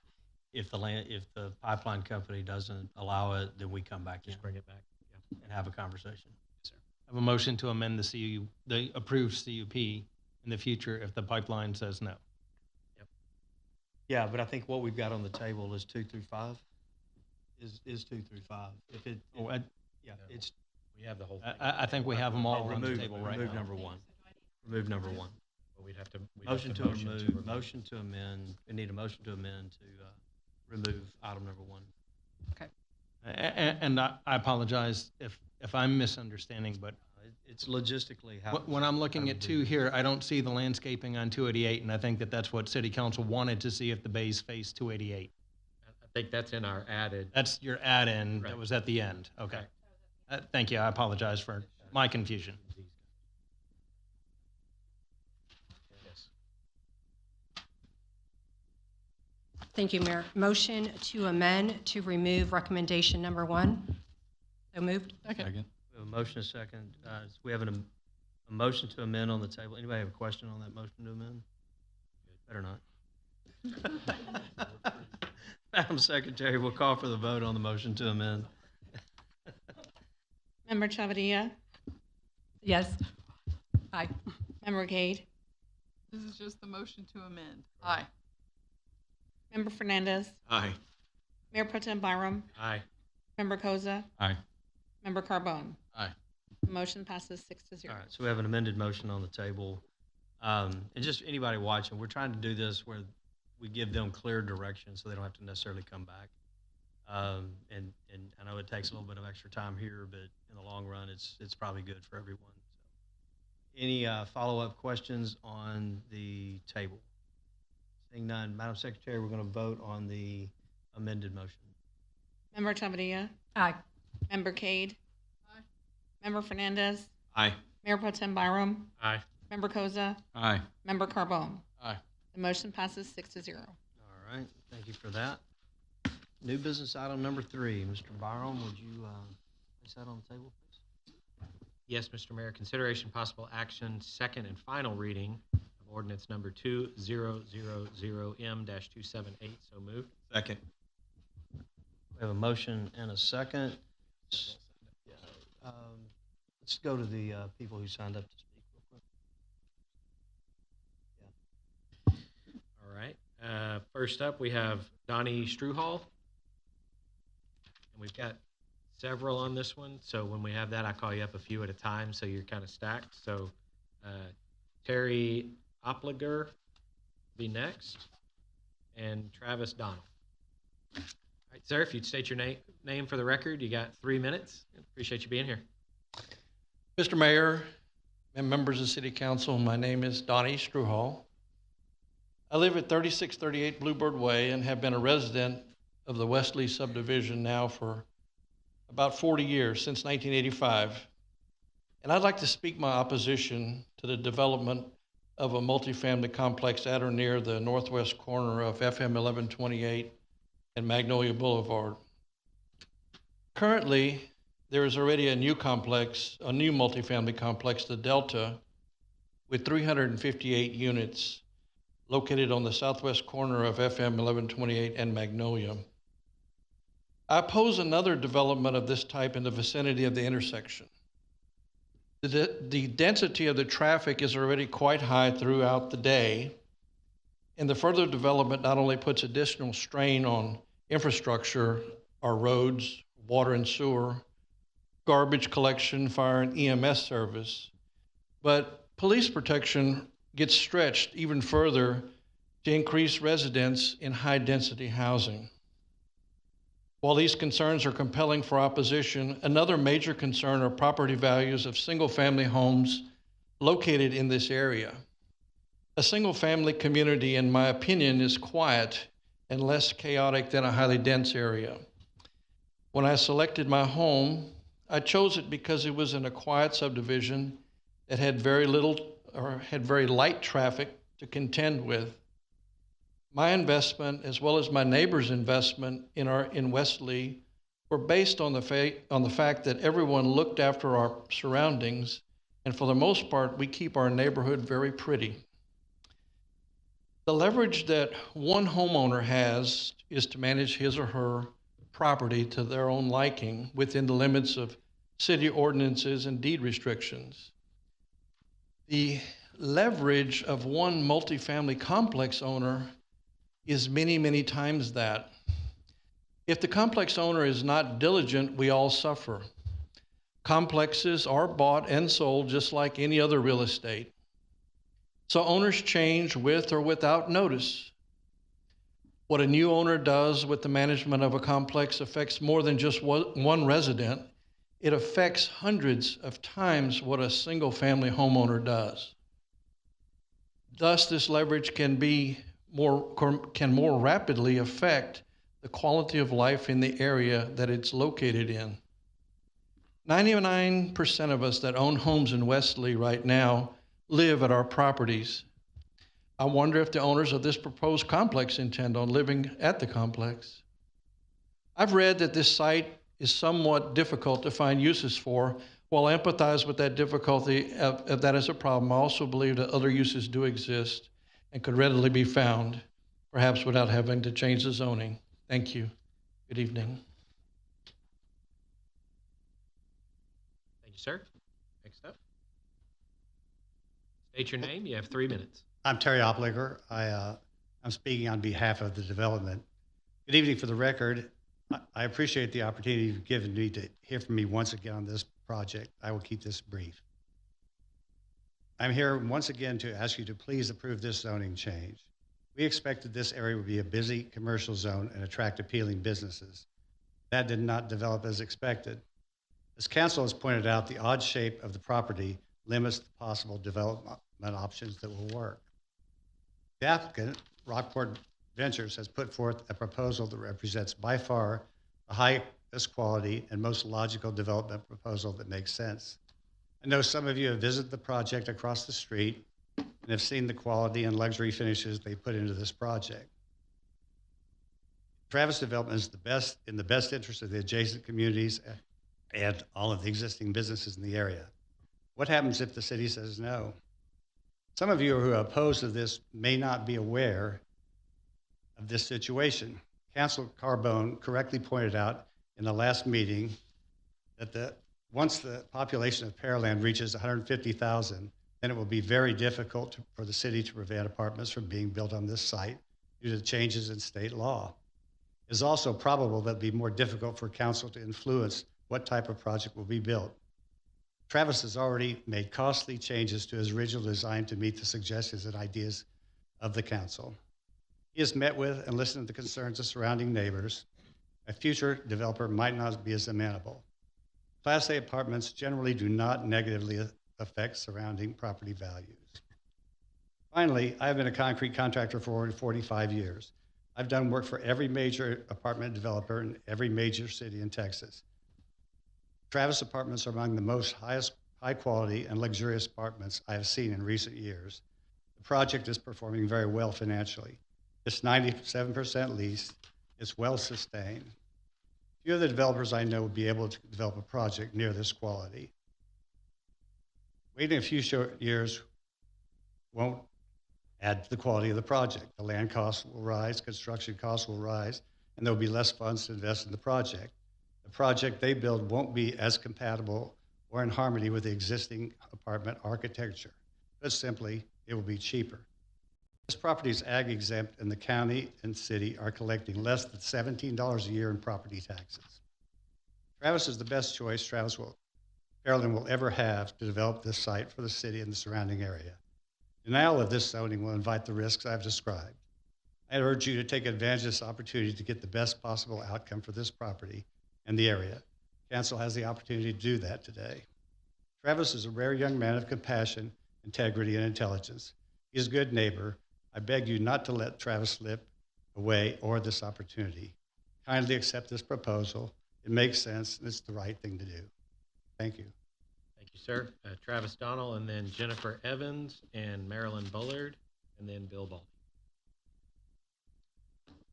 All right, good evening. First, I just... State your name, bud. Yeah, Travis Donnell. I'm with Rockport Ventures. I'm the applicant and the developer. It's good to be back here tonight. I know I have limited time, so I'll keep this brief. First, I just want to say thank you to Mayor Cole, City Council, Planning and Zoning Commission, and the planning staff, and everyone who's touched this project. It's been a journey. We've been working on it since June. And thank you for encouraging us to pursue this project when we were last here at our August, when we were here at our August joint workshop meeting. We're humbled to have earned your support to develop the Delta Pearland apartments across the street. And hopefully tonight we'll secure your approval, your final approval, to build another great project for the city. Second, throughout this process, I hope that we've demonstrated not only that we've listened to every stakeholder who has actually engaged with us, but we've taken action to make modifications to our original plan to incorporate the feedback we've received, and we've made numerous concessions, and we spoke about that last time. In previous meetings, we also presented our rationale for why this is a smart decision and how it aligns with the 2040 comp plan. But tonight, I really think it's most critical that council and the broader Pearland community understand exactly who this project is intended to serve and how high the demand is for this type of housing. So the Delta is a perfect case study across the street to inform us of that. So here's some statistics for you. Roughly 450 residents call the Delta home. The Delta is 98.6% leased. We only have 5 apartments available. We've earned a 4.7 star rating on Google reviews, and there's not a single mention of crime in those reviews. The median age of our renter is just 29 years old. 32% of our residents are in education and healthcare. Another 8% are working in government, military, and first responder jobs. 40% of our renters are a critical component to the workforce here. The balance 60% are in a variety of high-paying jobs such as construction and energy. And I'm on my last line here, and see time's expired. But incomes are high. The rent-to-income ratio at our property is just 22%, despite the fact that our property earns the highest rents in the city. In summation, the Delta is serving a young and critical employment demographic in Pearland with high incomes, and we're extremely proud to have created an affordable opportunity for this group of people to improve their quality of life by providing access to brand new, highly amenitized Class A luxury housing. Thank you.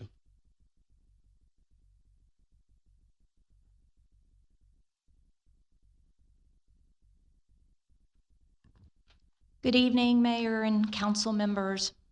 My name is Jennifer Evans, and I spoke at the previous hearing in support of the proposed plan development. And I'm here again tonight to express my continued support and to respectfully encourage yours. Since my earliest involvement with the city and the landowners, and entitling the southeastern tract for the CVS, townhomes, and commercial reserves, we have shared a vision of creating a neighborhood pocket that brings a special character to this location within the greater city of Pearland. The goal has always been a thoughtful mix of retail and rooftops, developed in a way that complements and creates a continuity across all four corners of the intersection. From building materials to lighting and landscaping, mindful and high-quality development has been proposed and achieved since the first entitlement granted by Pearland City Council in 2014. Tonight represents an opportunity to continue that vision by supporting this planned development and allowing the momentum created by this developer to move forward. This support not only advances a long-standing vision, but also strengthens the viability of the retail parcels that were established through prior approvals.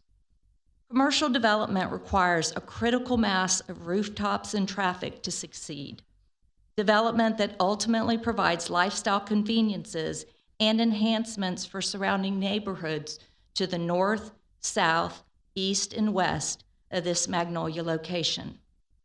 The proposed residential components supports the approximately 8 acres of commercial entitlements already zoned through 2 previous PD approvals along the south side of the intersection, while also laying the foundation for the remaining 7 acres at the northeast corner. From the beginning, the vision has always been to create a small, connected neighborhood within the larger city, one that enhances Magnolia Parkway, integrates with the Marys Creek Trail system, and brings together surrounding communities through a complementary mix of residential and retail uses tailored to the unique qualities of this location. This proposed planned development represents the next critical building block in fulfilling a vision established years ago for more than 50 acres at this intersection. I respectfully ask for your support in continuing this vision. Thank you.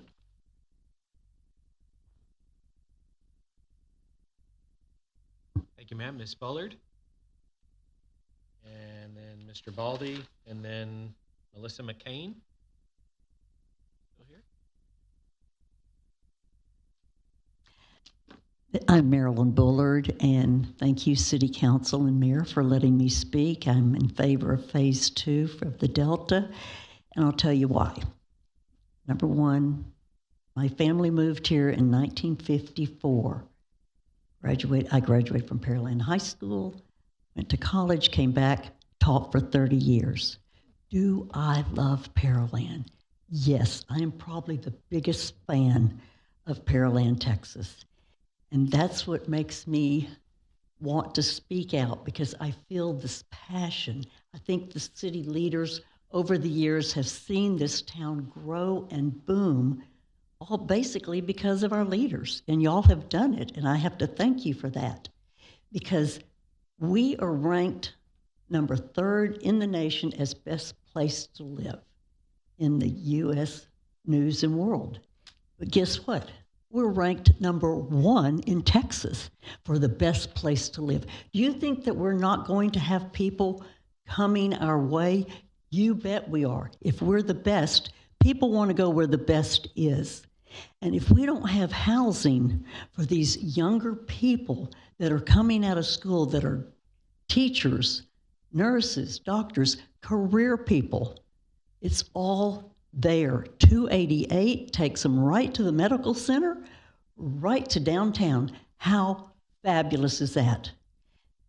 This Delta, if you have not been there, you gotta go. It is top of the line. I was so impressed. If I were younger, I would love to live there. If I was starting my career, you bet, I would be right there.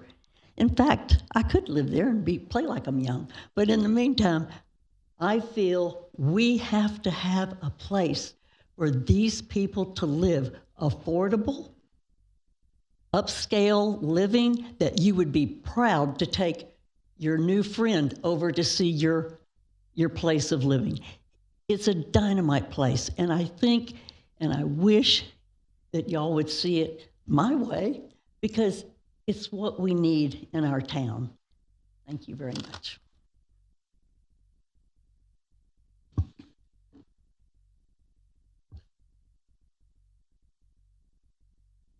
Bill Baldy, Wesley Civic Club president. Wow. And y'all just had it put to you guys, either vote for it or they're going to pack their wagon and head home to New Jersey where they're from. I hope you don't. What we're worried about in our subdivision is the safety that's going to have to worry about, the flooding that could be possibly coming from that place, and also the extra traffic that's going to be over there. The little cartoon that they had for the last meeting looked pretty nice, but it's a fantasy. I'm sorry. I've seen apartment projects go down, and we don't want it. And they're fixing to widen 1128. And when they do, you're going to have little kids trying to cross there to go to the school. There's no sidewalks over there. They're going to get hit. Somebody's going to die, plain and simple. And Pearland school buses aren't going to pick them up because unless the parents pay for it. And a lot of parents, if they're living in an apartment, they probably don't have the money to pay for it. So what are we going to do? We're going to let the kids die? We don't need this place. We don't. They have two other options they can put in there. I suggest they do that if they want to spend their money. I'm going to say, just like what the guy said at the last meeting, please, please, please vote no for this project. Thank you. Ms. McCain, and then Shelley Orton, and Kathy Delsky.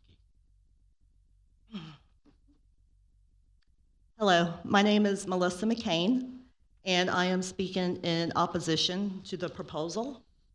I am a Pearland resident. I have lived in Emerald Point, which is the subdivision that is basically butting up against where they want to put 3-story apartments right next to my residential neighborhood. They can talk about making it feel like a community. They're talking about the intersection, but they did not specifically talk about the whole section of my neighborhood that's going to be butted up against where they're going to put this. And that makes me very angry that they just glossed over everyone in my neighborhood. So to get back on task, like others have said, I'm concerned about traffic. I'm concerned about spillover traffic going through our neighborhood because there's an entrance from Fight, Cullen, and Magnolia, and we don't need people trying to cut through because Cullen or 1128 are getting backed up. Oh, let me just use Waze and take a little shortcut through the neighborhood because I know people already do that on the other side of town by Sunrise, I think it is. My other issue is the sorry, I'm nervous, is the surrounding infrastructure. The Delta is a beautiful project. I was impressed that they put in their own retention pond, but we haven't had a significant rain event since that complex has gone up. And I haven't seen the site plan. I guess there's probably not one because this is the rezoning section, but I would be curious if they are going to have enough room to put in another detention pond. Because I was looking today at the City of Pearland's budget book, and right now there's $629 million capital that the city has for all of its stuff. And if you look through all the details, a lot of this has to do with retention ponds, specifically what do you call it, the lift pumps, and flooding, and like other people have talked about earlier, is a huge concern. No one's going to care when my house floods because no one did their due diligence to make sure that there was adequate wastewater or storage water.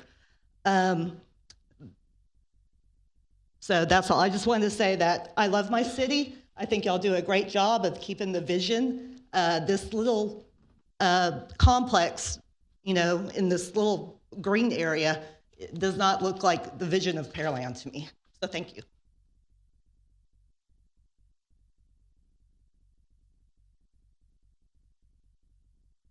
Hi, Shelley Morton. I live in Emerald Point as well since 1997.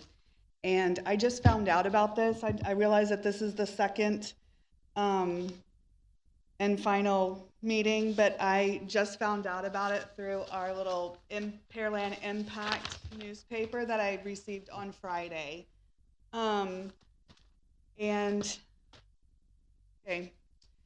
I am here to oppose Zone 2025-517. I'm in opposition to this project at this scale in this location. The existing OP zoning was meant to act as a buffer between neighborhoods and higher intensity uses.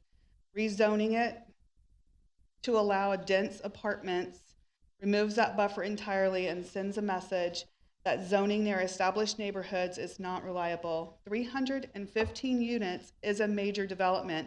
It will significantly increase traffic on Magnolia Parkway and Manville Road and create spillover effects into nearby residential streets. No matter what's shown on paper, overflow parking, delivery vehicles, and congestion will impact Emerald Point residents daily. This project also shifts long-term infrastructure costs to the city's roads, utility, police, fire, emergency services long after the developer has moved on. These costs are borne by the taxpayers. If this development is being justified as helping affordability, then clear, enforceable, long-term affordability commitment should be required. Without that, this is simply another market rate apartment complex with all the impacts and none of the promised solutions.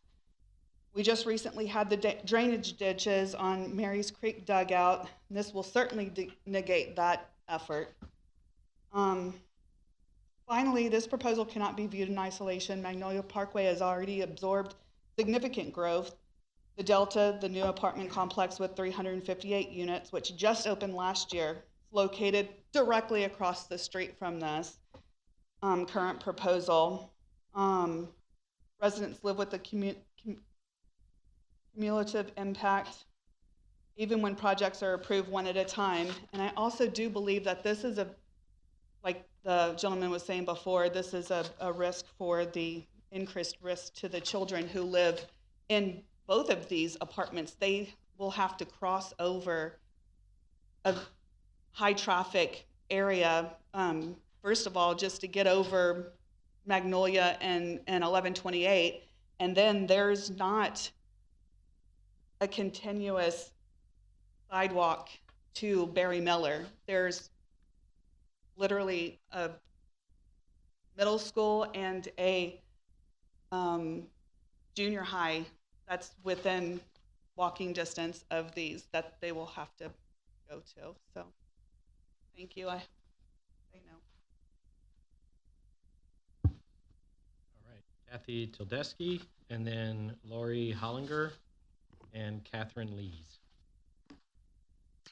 Good evening. My name is Kathy Tydelsky. I live in Southwick Section 1, and I am 100% in support, as this is a well-thought-out, high-quality project that brings so many positives here to Pearland. This project could easily bring close to $500,000 in school taxes alone to Pearland ISD. The traffic impact study shows a very minimal and quite manageable traffic pattern along Magnolia, and it brings affordable, high-end housing that will attract young professionals to Pearland. This land is a highly desirable piece of land, and I'm concerned of what else might be built here.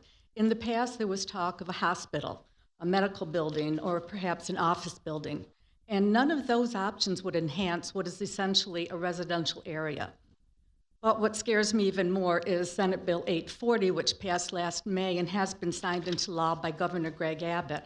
My understanding is that when any Texas city including Pearland, reaches a population of 150,000, there is nothing the city of Pearland can do to prevent this site from being developed as apartments. And the city will have much less say over the parameters that will apply, such as any architectural standards. The 2010 census showed that Pearland had a population of 91,252. The city of Pearland, as of January 2025, estimates our population to be 133,000. That's more than 41,000 people that moved to Pearland in just 15 years. And that also means that we are only 17,000 newcomers away from this law taking effect right here. It seems to me that now is the time that our voices and our citizens and our city council needs to determine what's going to be best for Pearland. Southwick Section 1 is governed by 2 HOAs. Travis has presented this proposal to both HOAs in public meetings. I personally have discussed this project with all board members from both HOAs, and they have stated that they have no objections. In fact, board members from both boards previously have written their full support to this council. I have also been watching and posting on our Facebook pages for our community. Homeowners' initial concerns have been traffic, flooding, building that tall building right next to the fence, the lighting. But once they are given the facts and they see what this is really about and the positives that this project brings to Pearland, those concerns have disappeared. I tonight ask you please to approve this project. Thank you very much for your time. Thank you, ma'am. Hi, I'm Lori Hollinger. I've been a resident of Pearland for 53 years, and I've lived in my home in Emerald Point since 1999. I'm opposed to the apartment complex.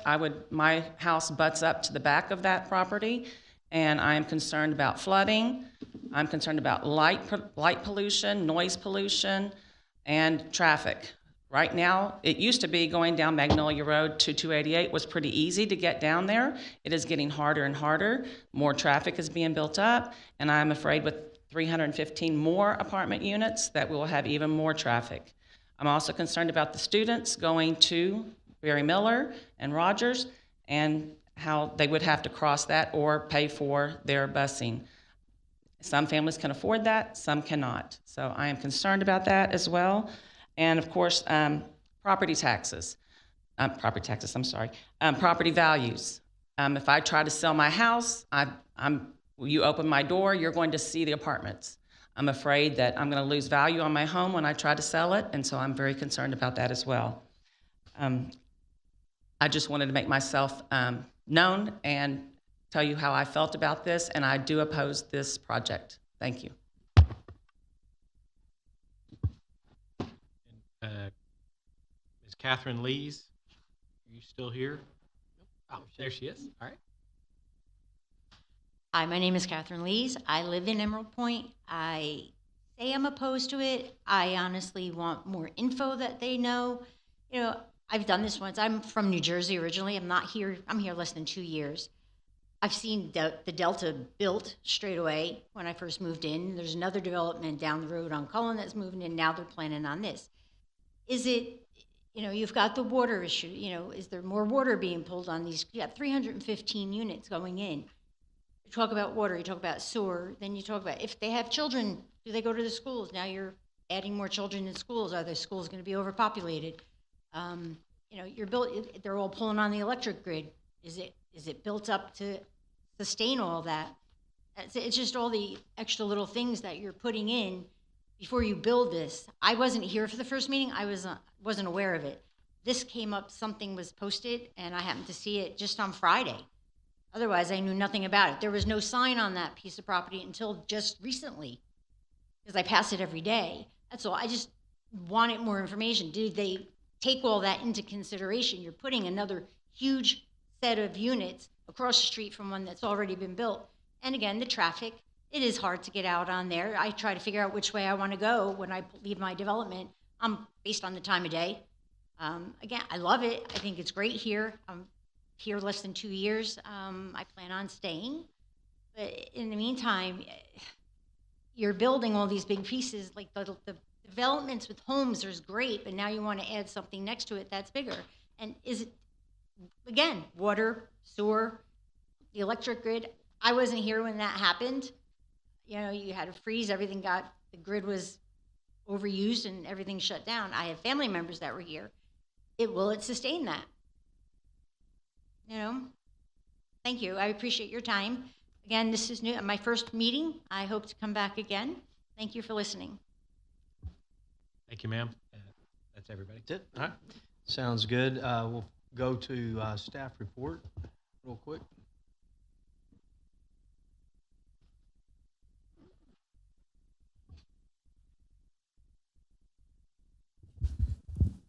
All right, the applicant's intent is to develop a maximum 315 multifamily units across 3 buildings.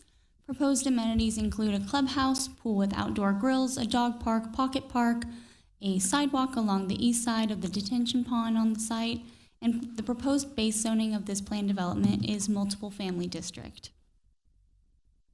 Wanting to share a little insight into the public comments that we've received.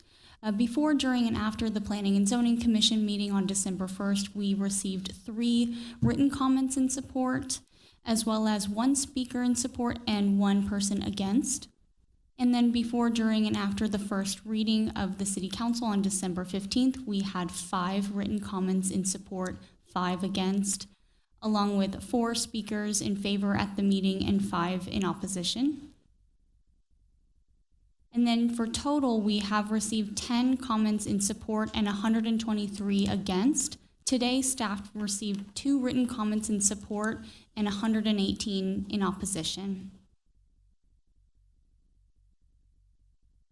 With that large number, wanted to provide a map of the city of Pearland as well as a dot map providing response counts and on the subject property with the red boundary. The red boundary identifies the 200-foot buffer that the city is legally required to send notifications out to by mail. Staff found that the proposed plan development met the approval criteria of establishing a plan development, and staff recommends approval of the zone change to plan development. At the Planning and Zoning Commission on December 1st, major topics discussed building design in relation to the existing multifamily to the site, to the south, sight lines, the stories of the proposed buildings, drainage and detention, vehicular access, and maintenance of the pocket park. And with that, the Planning and Zoning Commission recommended approval with a vote of 7-0 with the proposed change. And at the City Council first reading on December 15th, 2025, the topics that were discussed were fencing, traffic, pocket park, BDD4 easements, proposed development versus uses in the OP zoning district, which is the current zoning of the property, as well as police calls for the existing multifamily site on the south side of Magnolia Parkway. And then after that discussion, the council took a vote and a motion to add the amendments below. Reduce the maximum height for building number 2 to 3 stories and 50 feet. Balconies are not permitted on the 3rd floor of the north and west facades of building 2 facing the single-family residential areas. Providing an 8-foot tall wood fence along the north property to the point of beginning as shown on the survey. Provide trees every 5 parking spaces along the north property line. And the council voted to approve the zone change with the amendments by a vote of 4-2. And since that first reading, the following changes have been made. Reducing that building height for building 2 to 3 stories and 50 feet, adding that no balconies are permitted on the 3rd floor of the north or west facade of building 2 facing the single-family residence. Proposed fencing along the northern property line was increased to 8 feet tall. A tree buffer along the north boundary of the parking modified a tree every 5 parking spaces, and language was added regarding flock safety cameras at the entryway. And that concludes staff report. Thank you. All right, we'll bring it up to questions and comments from, excuse me, from council. Anybody have anything to start off with? Okay, Ms. Kate. Yes. Do we have a breakdown of how the bedrooms, like 3 bedrooms, 2 bedrooms? It's in the PD. didn't see it. Travis, do you have the breakdown of 1-bedroom, 2-bedroom efficiency, what have you? Yeah, and I have my laptop with my presentation from last meeting, so if there's anything that anyone wants to pull back up from that last hearing, I have it here. I really just want to know how many 3-bedrooms. That's my. The maximum allowed in the PD is 5%. And So that would be 15, okay. roughly, maximum. And we're not planning to do any. It is compelling that there's so many people speaking against this, but at the same time, and I usually vote no on multifamily, but the 150 resident imminent population does also bother me. The thought of what could go in on that corner, and it would not be, and we would not be able to control the quality. And the residents that are opposed, that would, I think that would be worse. I mean, at least we know what we're getting here, and it's, you said grade A, or what is it? Not grade A. Class A. Class A. I knew that didn't sound right. Eggs or something. So I want to stress that, I mean, I live in Pearland also. Multifamily is not, it's not my, it's not my favorite thing. It's not something that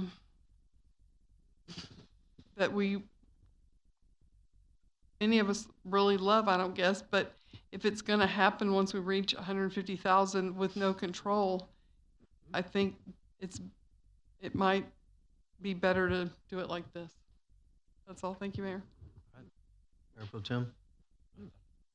Oh, you have it? Oh, okay. Either one. Everybody's just trying to be nice. Starting the year off right. No, all good. Travis, I just want to run through, a lot of comments, and we hear a lot of the same comments surrounding multifamily. I don't know if you have any data, and I'll kind of hit a few of these kind of quickly. Increased traffic. Do you have any data that talks about the difference between traffic in multifamily versus traffic for a commercial development or something like that? Yes. And we highlighted this last time. So we preemptively completed a traffic impact analysis, which is not typically done at this stage. And so we had Tony Voigt here with Voigt and Associates, who's a resident of Pearland, present some statistics. The reality is that at rush hour, multifamily has the least traffic when compared to retail and office. So the trips per day for retail are probably the highest of any property type, and that's pretty logical because people are coming and going from the business all day long. With apartments, people generally leave in the morning, go to work, and come home, and maybe they work from home all day.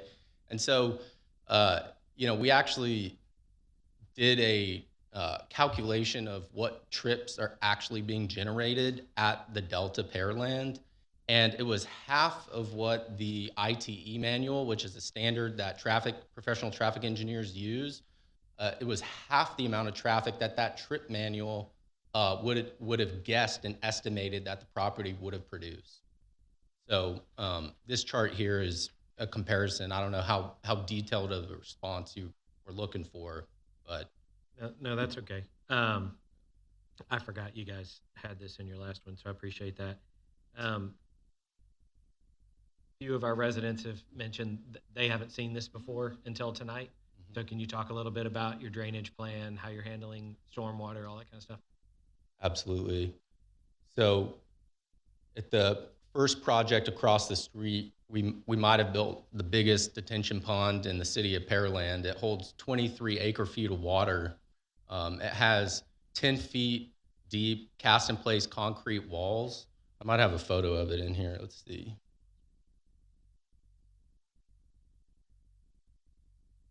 I'm talking about Delta, but the reason, if you see in the top right corner, the reason I'm talking about the first phase is because we're going to replicate what you see in this image on the second phase. So there will be a similar system. There'll be a cast-in-place concrete detention pond with a pump system.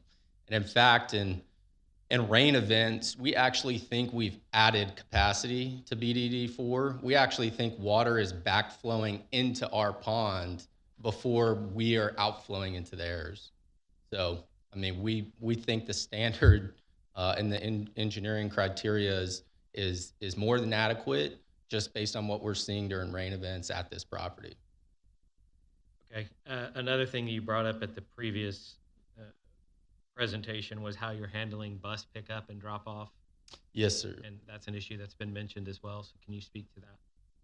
So as you can see in this image here, this is the arrival at the property.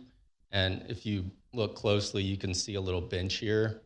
So the distance where I'm moving my cursor, this is a loading zone for a bus. So it will accommodate a full-size school bus. That roundabout that you see is something we added. With the turning radius, that can accommodate a full-size school bus. So if Pearland ISD wants to pull off the property, we have created a perfectly safe place for them to do that outside of Magnolia right-of-way on the private property. We can't like debate back and forth with him. This question for staff, and I'm trying to hit some of the concerns that you guys brought up, so we can speak to some of these things. The concern about the impact on water, sewer, infrastructure, police capability, those kind of things. Can we speak to that a little bit? So we've got the water and the sewer capacity, and then of course it'll have to meet all of our requirements for design, meeting our current drainage requirements, which were enhanced after Harvey to the Atlas 14. So much like the first phase, it'll be required to meet all the same design criteria. We've got Plus the requirements of the PD. Okay. And I see Chief just made his way back in. Do you have any information pertaining to the demand on law enforcement that's come from the first development, from the Delta across the street, versus what you anticipate from an additional development here? We can check the stats and get back to you, but offhand, I don't know of too many calls we have at the first development. Okay.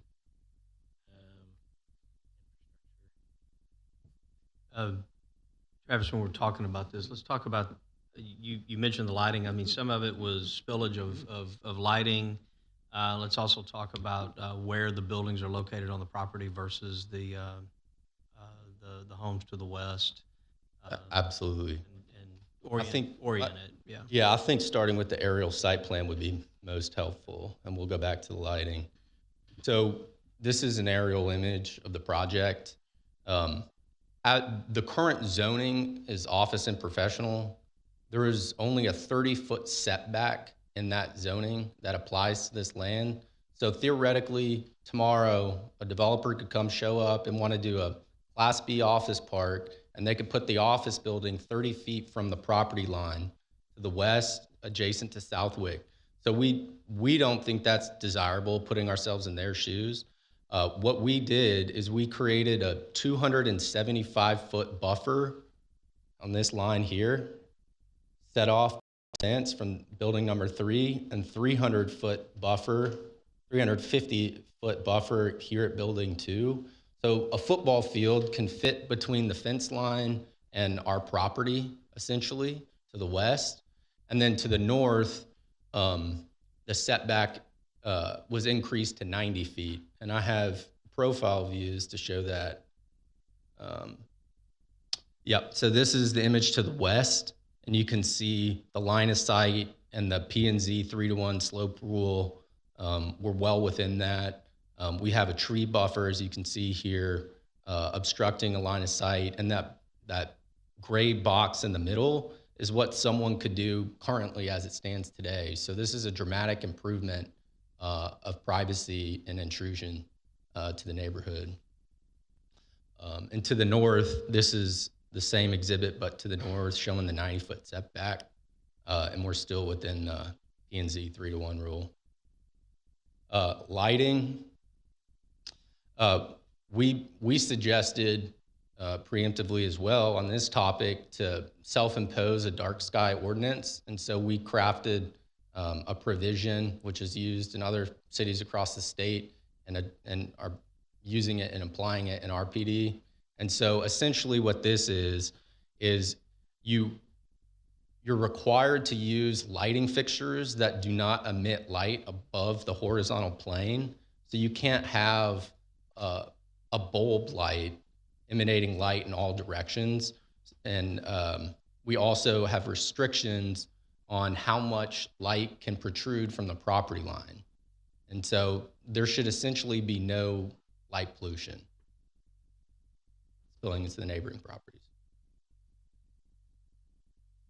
Okay, thank you for that. And then the last comment that was mentioned, I don't remember who it was, about the impact on the local schools. And I know we don't have anybody from the ISD here, but I think the last thing, somebody correct me if I say this wrong, last thing we heard from them was that our school population was declining. We have fewer kindergartners than we have graduating seniors. So I'm not sure the impact on this particular school, but that's the last piece of information that I have. And I'll echo what Member Cade Can I add something to that? Yeah. Real quick. So I just want to share some numbers. So the Delta was appraised last year as a construction in progress asset at around $38 million. Maybe it was 36. It's going to go up next year would be my guess, knowing the appraisal district, representing a full year of operations. So we expect Pearland ISD is going to receive $500,000 a year in taxes from that property. We only have 10% of our residents with school-aged children. And I'm not sure they all even attend the schools here, but that would imply around 40 residents contributing $500,000 a year to the school district. So I would argue it's a high contributing type of property to the school system, not a drain on its resources. Like I was going to say, I agree with what Member Cade said. I know that for our community, we like being a rooftop community, and we're always going to be primarily a rooftop community. That's what we are now, and we'll continue to be that way. But for us to have the ability to control good quality development in our community, if you're not paying attention to what's going on at the legislature, the state is trying to take away local control as much as they can in every way that they can. Lot sizes, types of developments, where you can put them. They're working on basically negating our zoning. We've got a very small window of time, and I listened to the governor on Glenn Beck's program this morning, talking about his plans for the state of Texas, and they're not lightening up. They're going to get stricter and stricter and stricter on what cities can do with their own cities. So while I understand and I agree, multifamily isn't our favorite thing, it's coming to Pearland, and we can either control it while we can, or it's going to hit us and we can't do anything about it. And we're going to have residents here in City Hall saying, why are you letting this low rent facility being built in our community? And we're going to say, we're not letting it be built here, but we have no say. And I would argue that we're much closer to 150,000 as we sit here today than 133. But we haven't had a census. So as soon as we break that, unless we can get something changed at the legislature, and I want everybody to hear this, when that goes into effect for our community, any piece of property zoned commercial anywhere in the city can put a multifamily establishment on it by right, and we can say nothing about it, other than our UDC controls to a certain degree on materials, but there won't be any more conversations. Yeah, not even to that. Not even that. Not even that. Yeah, we've got to have a long-term vision here before the state takes our ability away to even manage our community. So I know it's tough, and I will say with the various different multifamily developments that we've had brought before us, I would argue we haven't seen a single one put as much on the table that they're willing to do to help with screening and lighting and control drainage and quality of product as what these guys are proposing. So I'll be supporting it. I think it's the best thing we can do with this piece of property. Thank you, Mayor. Member Byram hit a lot of the things that I was going to inquire about. But Travis, one thing that we haven't seen yet, do you have a slide for your buffer, your trees, that type stuff? Because that will also help within not only view from this property, but lighting escaping onto the west or the north as far as that goes. You know, I don't have the tree plan. Katya, is that something you could pull up from the latest PD? I was going to say there is, I think, one in our presentation.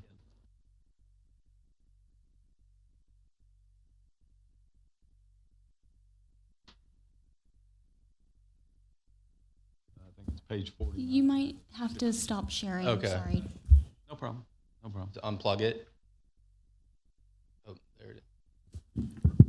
Okay, so right here, what we're looking at on the western side. Okay, well, once we stop moving around here. On the western side and the northern side, the little green dots, if you want to call it that, represent trees, correct? Shade trees. Yeah. This doesn't even include the ornamental trees, so this is just the shade trees. Right, which is a oak or something along that line. So then your ornamentals are more like crepe myrtles or yes, sir, smaller type stuff. So one thing that both the one plan that you had on the view, as far as being at the top of the building, looking into somebody's backyard, north or west, it's within the requirements that we have height-wise by lowering the height of the one building from 4 to 3, that increase that. Then we come in here with the trees, both shade and ornamental. It helps that, but it's also going to help in the lighting as well. So anything that should escape during the night, I know they're directional and they're meant to control that, but your buffering also helps that as well. Yes. And then Mrs. Lees, I think it was, that's from New Jersey, a fairly new resident here, had talked about drainage. Could you kind of talk about that, about how it's going to retain, where it's going to flow, that type of stuff, so that her and anyone concerned about draining, having water flow towards their property, how it's contained on this property is the way you have it presented? Yes, sir. Katya, could I have back access?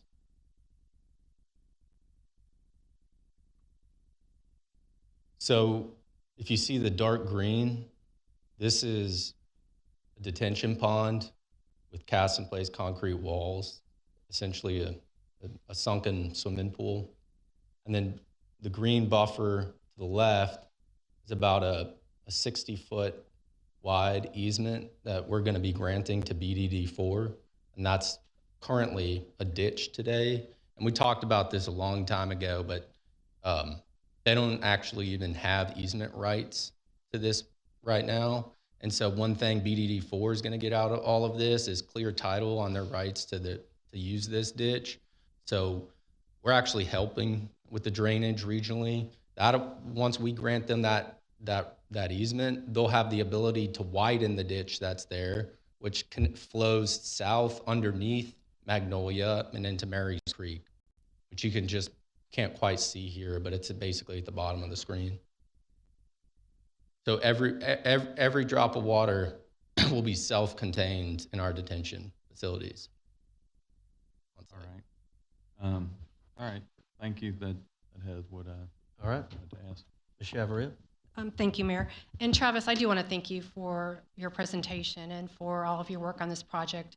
And I think everybody knows that I am not in favor of this. I am aware of the Senate Bill 840 and 15, but we're not there yet, and we can make change. So I'm here to support the citizens that have spoken, and the ones that oppose this. So I will be a no. Thank you. Okay. Thank you. Any other questions or comments? Mr. Fernandez? Oh, I saw you reaching. Thought you were. All right. Mr. Carbone? Yep. Thank you, Mayor. Man, this is a tough one.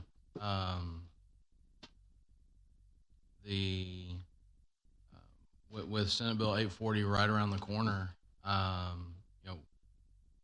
there's a lot of of improvements to this project that we're getting, that we would have zero say once we cross that line.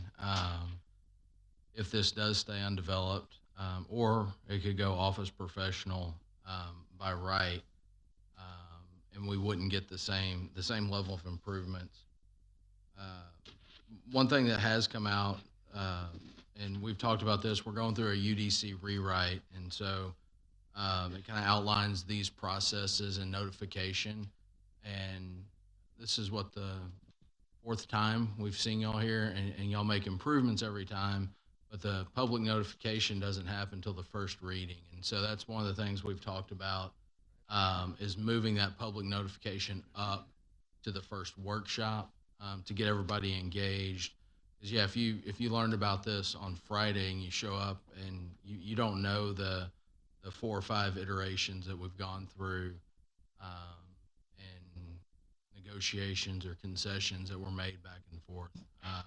So I appreciate you working, the applicant working through that.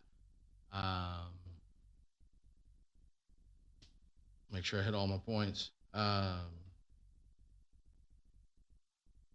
Yeah, at the same time, you've got 137 citizens that voiced opposition. Thankfully, they're not all here tonight, or it'd be a much later night. And so, yeah, this is a tough one, tough decision, and one that I'm afraid we're going to keep facing, not at this parcel, but other parcels, till we get our hands wrapped around the Senate Bill 840 and how we're going to navigate. Any other questions, comments? Yeah, I just want to piggyback on what's coming. And the legislature's not going to let up. And I will say, with Joel's help and others, we were able to get us out of that bracket, because the original bracket was 65,000 in population. Senate Bill 840 would allow multifamily and mixed use by right in any business category, I think with the exception of industrial, but all of the other business categories, general business, office professional, general commercial, and the like. And so the initial bracket was 60 cities of 65,000 or more in counties of 300,000 or more. We were squarely in it. We went to work immediately, at least got it to 150. We were pushing for 200 plus. And got them to 150. And to that point, really our setbacks, our rules, none of that matters. They can come in and build by right. Vance, if we're at 150 today, how many applications will we have tomorrow? Tricky question. A lot. It would be a lot. We deal with a lot of multifamily requests at the staff level. And how many get turned away? 99%. So there's very few that get through the gatekeepers that get to hear. So you can imagine with Senate Bill 840 what's coming. So where we can be selective in a multifamily project, we have the opportunity to do something and make something more presentable. We do, and Travis and these guys have followed through on everything. In fact, a lot of the different changes and concessions from where buildings were placed, building height, you gave up a 4-story going down to 3-story, taking units off of the table. Most all of that was due to engagement with the residents next door, with the HOA and the like. And so we don't get that from most developers. It's rare that you see that. So just some context in this isn't something that happened overnight. There's been a lot of care and concern pushing it up to the road, keeping it away from the residents, all of those kind of things. So I just want to make sure that we have that in context before we move forward and vote. So last call for questions, comments. Don't see any. We're going to close. Oh, excuse me. We're going to move forward to call for the vote, Madam Secretary. One can. Sorry. This is second reading. This is second reading. Yeah. second read, was there's no additional conditions. She was just restating the conditions from the first reading. So with that, Madam Secretary, we're going to call for the vote. Mayor Pro Tem Byram, Aye. Member Koza, Aye. Member Carbone, No. Member Chavadilla, No. Member Cade, No. Member Fernandez. No. The motion fails 2-4. All right. With that, we'll move to new business item number 4. Ms. Kate? Consideration and possible action, first reading of ordinance number 2000M-277. So moved. Second. We have a motion, a second. Staff report? Oh, we do have one person who signed up to speak. Oh, several, sorry. You want to do staff first? Go ahead and do the comments, because we may be able to answer those questions in staff comments.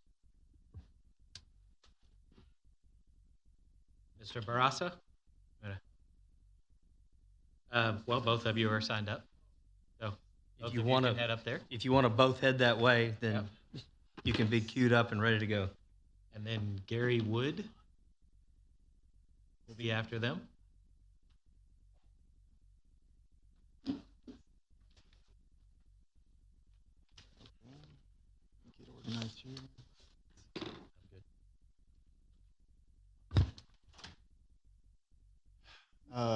For the record, my name is Alejandro Barraza. I'll try to make it as brief as possible. But just the same way all the council members feel squeezed by state legislation, the same way the members of our neighborhood and our community also feel squeezed by this particular development plan. And I know it's a hard thing to say no. It's the hardest thing to say no. It's easier to say no but, or no and, or no if. But if you do the right things for your citizens, then God will also listen to your petitions.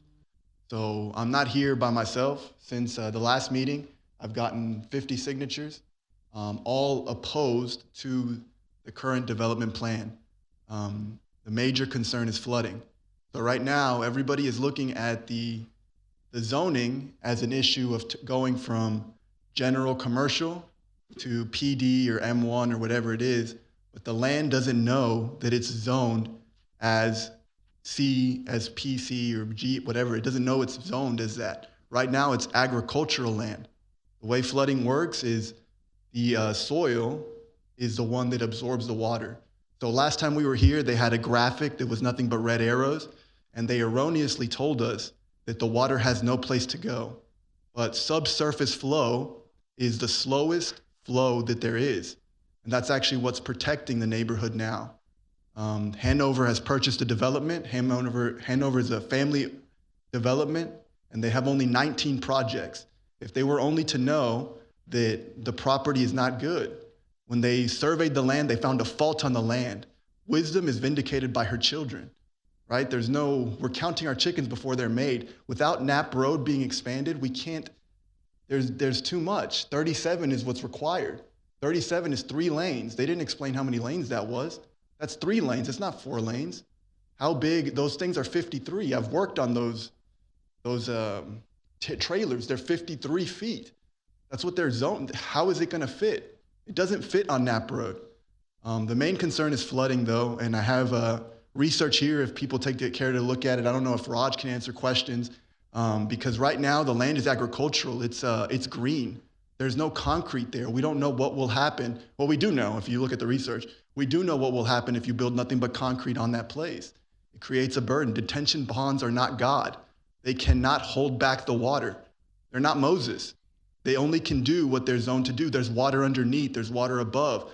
It's taking all the burden from Beltway 8 and from Texas 35. The main reason they want to build there is the main reason they can't, because they will flood our communities.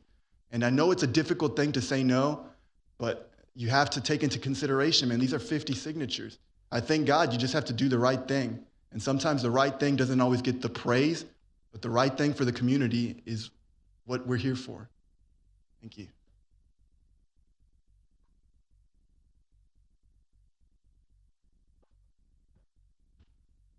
Good afternoon. My name is Elias Barraza. I live at 1170 Glenda Street, right in the corner of NAP at Glenda.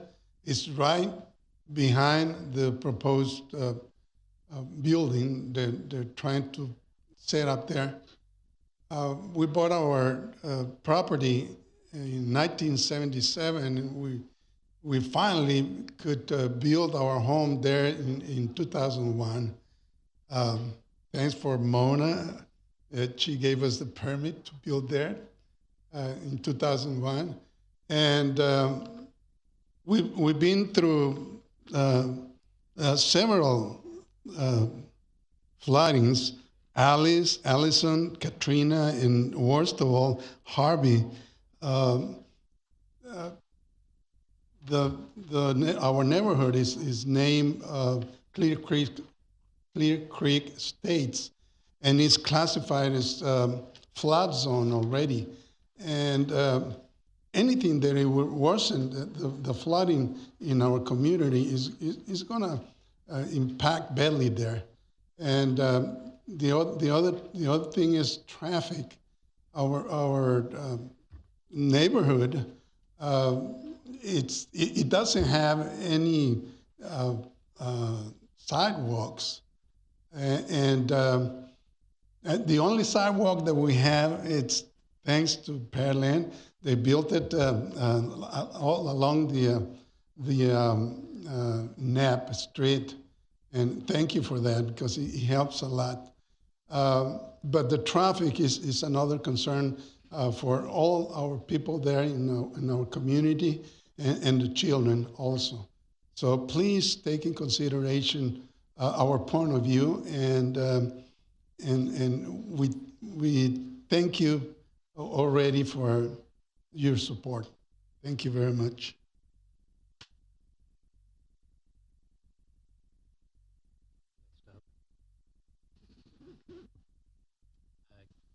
Gary Wood, you still here?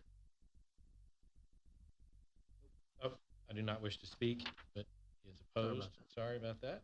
Mr. Crane, round two. And yes, sir, please state your name for the record. Brad Crane, 3801 Knapp Road, Crane Group Investments. I'll try to be brief. That's not true. I'll take all 3 minutes. I'm proud when I get to listen to Marilyn Bullard speak. I mean, and hear her passion about Pearland and stuff. I share the same passion. I hold her in a very high regard. I'm proud when I get to listen to you guys debate and go over all the details and delve into the nuances of developments. And so I come here torn, quite frankly. You know, Hanover is a really good developer, and they provide a quality product. If you know, and so you guys have asked a lot of questions. They've made a lot of accommodations, and including a sound wall. I'm going to call it a sound wall to the neighborhood. Increasing their setbacks, and answering questions about flood, which quite frankly is just math, right? So they're going to restrict outflow. They're going to provide detention as it's required and stuff. And so if I don't have a dog in the fight as it relates to the neighborhood, so I won't comment to all that. My concern it continues to be mobility, traffic. And so they came and they provided some answers. I thought they were, quite frankly, good answers. Heading south on 35 and having different access points into the development, and if they miss those access points, then they get to go to the intersection at Knapp Road, and as a last resort, I'm talking about a truck driver here. What I heard early on was that the primary purpose for access to Knapp Road was for emergency services. And so what I would ask, just for consideration, and I will submit to, and whatever council decides, because again, you guys are in that position for a reason, and I totally submit to everything, and you won't hear anything bad from me, it's just because it's, anyway. But what's the prospect of having that that access point onto Knapp Road be solely for emergency services? It's just a question. I don't know. I would just ask that you guys consider that. But these guys come to the city with some respect. by pursuing a PD instead of just going straight to light industrial or M1 from GC. So that's totally different than the development to the south of Knapp Road. Again, my concern is mobility. And just lastly, and out of pure transparency, my property on Knapp Road is for sale.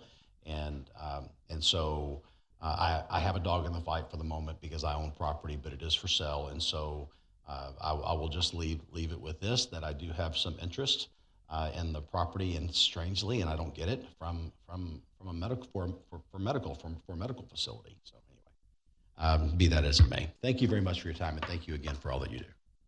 Thank you, sir. Amy Bright, and then Jacob Claunch, and Christina Claunch.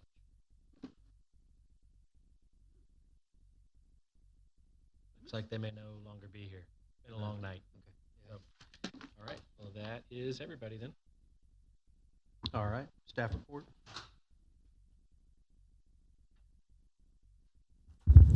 Thank you, Mayor.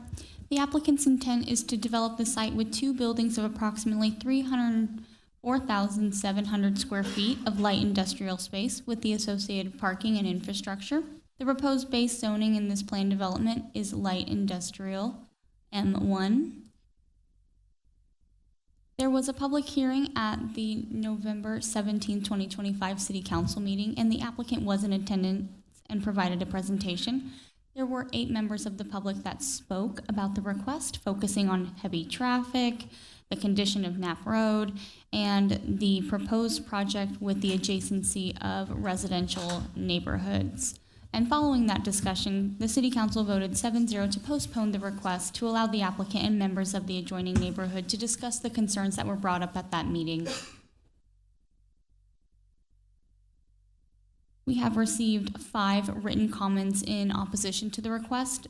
We had 2 speakers in opposition at the Planning and Zoning Commission hearing, and then 8 speakers at the City Council public hearing on November 17th.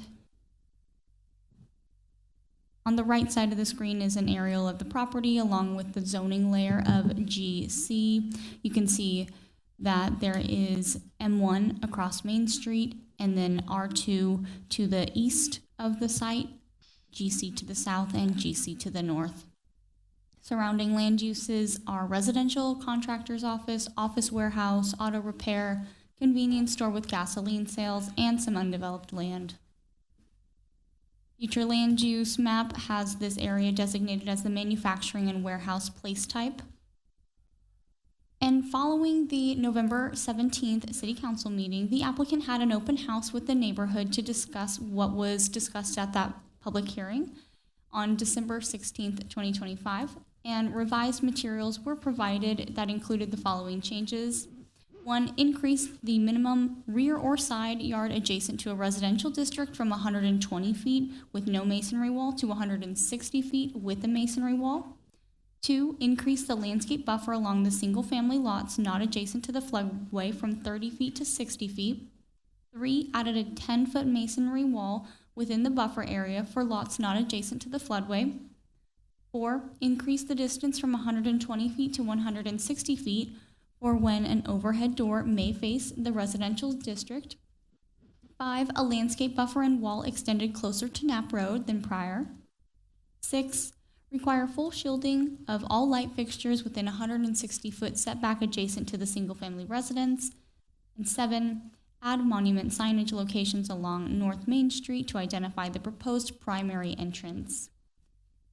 Additionally, the applicants incorporated the staff and P&Z recommendations into their plan development document that included 1, any swale along Main Street shall be no steeper than 6-to-1 slope, and 2, the slope of any landscape buffer swale adjacent to residentially zoned property shall be no steeper than 10-to-1, or a retaining wall with a minimum height of 6 feet shall be provided to reduce impacts of elevation change.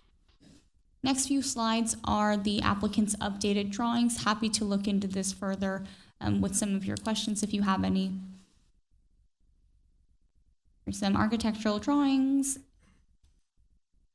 more architectural elevations and renderings, view of the front office area and entrance, and a image of the retaining wall and some specs related to that wall. And in the applicant's packet, they do identify some land uses that are currently permitted by right or by conditional use permit in the proposed base zoning of M1, and they have eliminated some uses that are not compatible with the residential to the east or part of their proposed development plan. Additionally, they have added auto glass repair tinting for electric vehicles and focus on indoor facilities only. The proposed plan development meets 3 of the proposed criteria to establish a PD and all 6 of the applicable criteria for approving a petition for a new plan development. Many of these deviations proposed are to increase the standards rather than to reduce it from the Unified Development Code, resulting in a higher level of design that wouldn't be possible through a straight rezoning. And as previously stated, this plan development does restrict permitted and conditional uses within the M1 base zoning district. And with that, staff recommends approval of the zone change from general commercial district to plan development. And the Planning and Zoning Commission voted 6-0 to recommend approval of the proposed zone change with staff's conditions as found below, and have been incorporated into the plan development document. I have read these once before, but I can read them again. Any swell along Main Street shall be no steeper than 6-to-1 slope, and the slope of any landscape buffer swell adjacent to residentially zoned property shall be no steeper than 10-to-1, or a retaining wall with a minimum height of 6 feet shall be provided to reduce the impacts of elevation change. And with that, that concludes staff report. Thank you, Mayor. Thank you. With that, we'll turn it to questions and comments from City Council. Thank you, Mayor. We do have a presentation. If we could get some assistance with the PC, it's locked.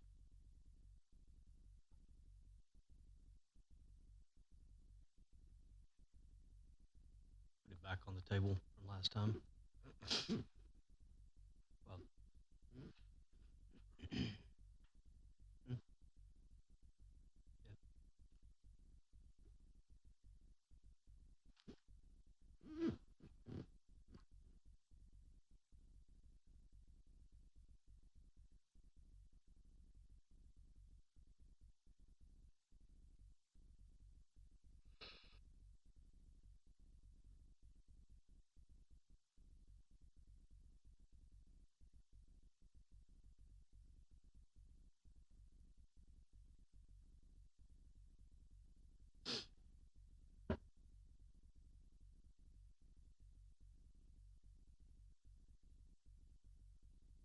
Thank you, Mayor and City Council. My name is James Melody. I'm with the Hanover Company. It's a pleasure to be back in front of you all. Like Mayor Cole said, probably one of the last Happy New Year's, so and hope you guys are off to a good start. We're pleased to be back in front of you. I wanted to just have the opportunity to present a slightly revised slideshow to you guys to demonstrate some of what we've done since our 11/17 meeting with you, and I appreciate some of what Mr. Crane said about our desire to engage both with the city and the people the surrounding, and I hope this can demonstrate the degree to which we've tried to do that. Here are some images of our open house where it provided a format that I think was helpful to the people that were able to attend, where we could explain things that can be complex in nature, from drainage to setbacks to traffic patterns. So the people that were able to be there, I think it was a helpful experience, and it was good for us to talk through these things conversationally and out loud. And through our PD process, the changes we've made and the engagement we've had, I do honestly believe that our project is better for it since we were with you on 11/17. And as Katya noted, we've made some major changes. Our plan is by and large very similar, but these changes come in the form of improving access, creating buffers, et cetera. The first I have here is designating North Main Street as our primary ingress-egress for the project. And that takes a couple of different forms. One of the items that she noted was working with the city to establish monument signage. That is an acceptable design, of course, but doing so, drawing trucks and people working at the facility into the property from North Main Street ahead of the Knapp Road intersection.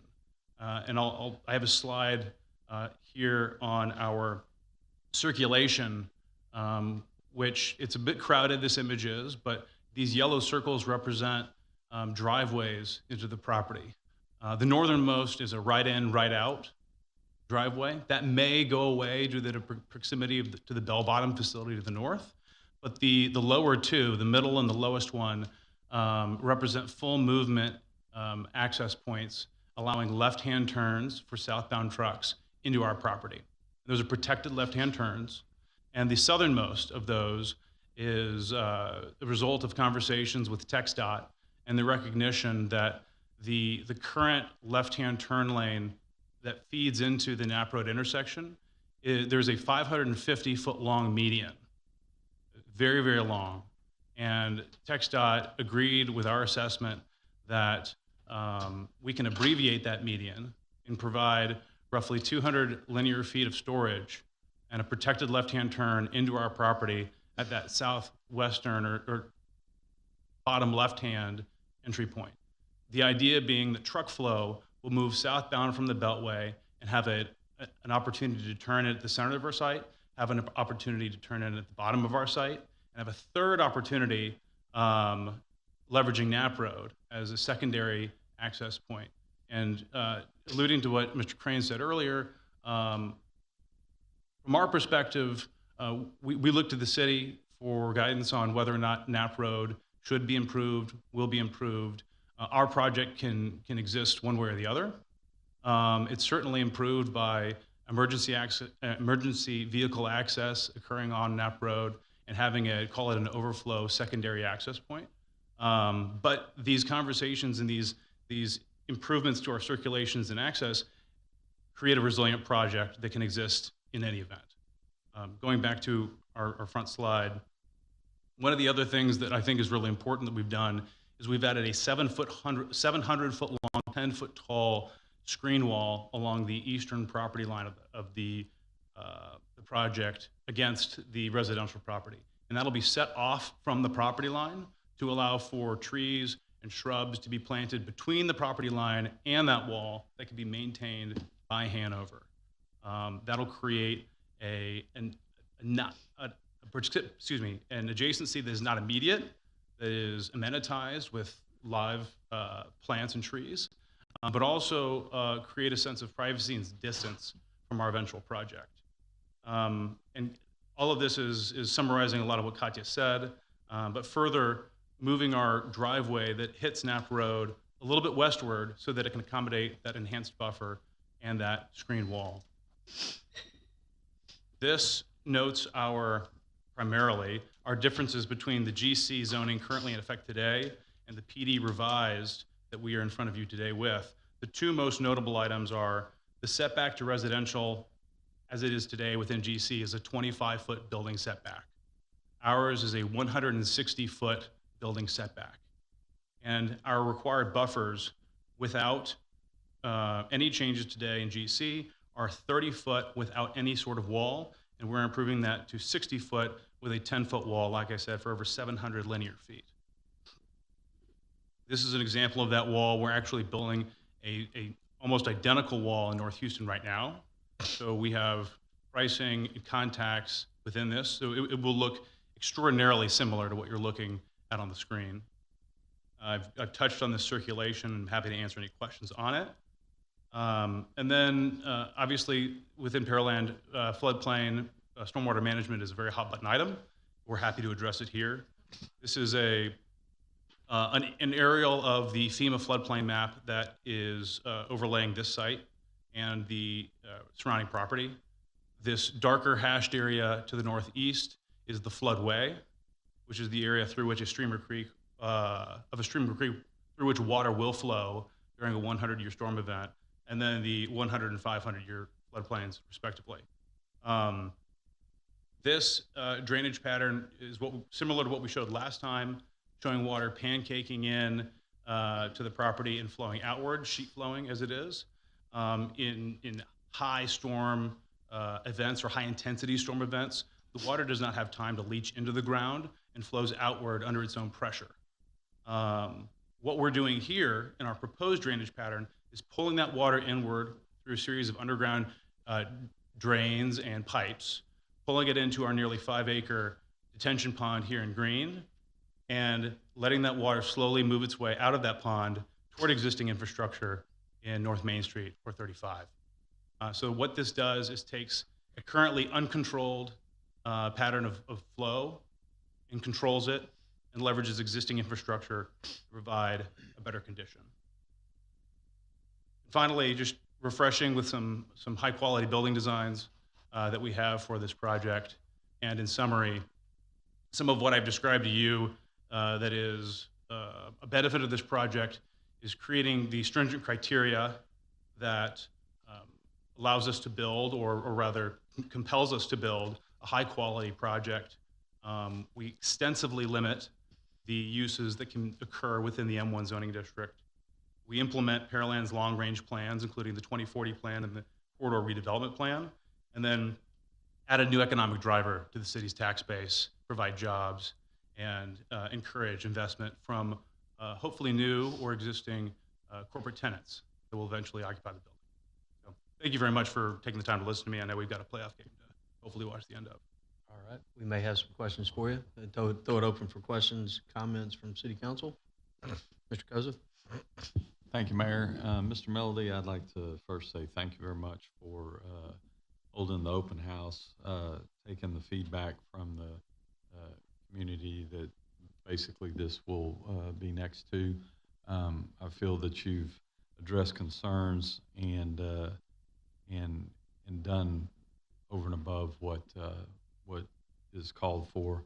I know that 10-foot fence is not cheap, and we've got one not too far here down Scarsdale that a neighborhood put in that's not quite as long, and it was just right at $1 million for what they did, and it was not a 10-foot fence. So thank you for taking the concerns and improving upon what we had from last time. So just wanted to say thank you. All right.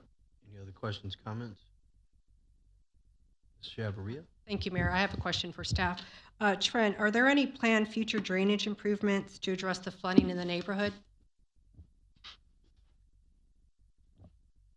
So I don't think we have any specific projects we're working on, but the larger Clear Creek project that's being led by Harris County Flood Control is really the main project that's got to occur in this area to start making those conveyance and capacity improvements along the Clear Creek, in the Clear Creek watershed. And then that will allow us to look at potentially some smaller, more directed investments in some of the areas. Along the creek, we have acquired a lot of the properties in there through FEMA buyouts, and we've always kind of envisioned once the core flood control project comes through, then we could look at some additional improvements with DD4. Thank you. Questions, comments? Yes, sir. Thank you, Mayor. I echo what Member Koza said. You guys have listened. You guys have engaged. You guys have, I believe, y'all have gone above and beyond in a very positive way. I think this is a positive for this area. And I think that all aspects were looked at, from drainage to y'all adding the ingress and egress off of Main Street. Y'all really dotted a lot of I's and crossed a lot of T's in efforts to listen to what the public said. So thank y'all.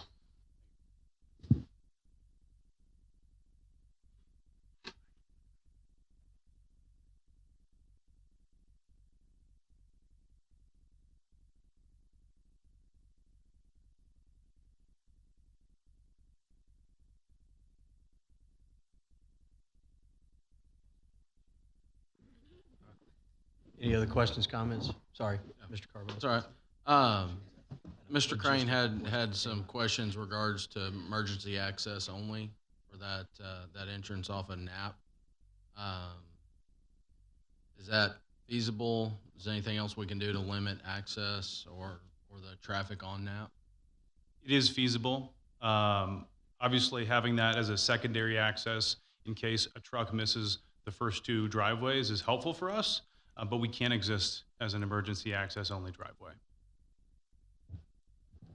The existing median infrastructure along North Main Street makes it difficult for trucks to turn around or find their way back to the property. So they would have to find their way a little longer path, I think. Is there also, there's no actual median break, so there'd be an issue with southbound traffic out of your site, out of any of the 35 And driveways as well, right? Southbound traffic really needs to come out Knapp to be able to make a left on, and southbound on 35.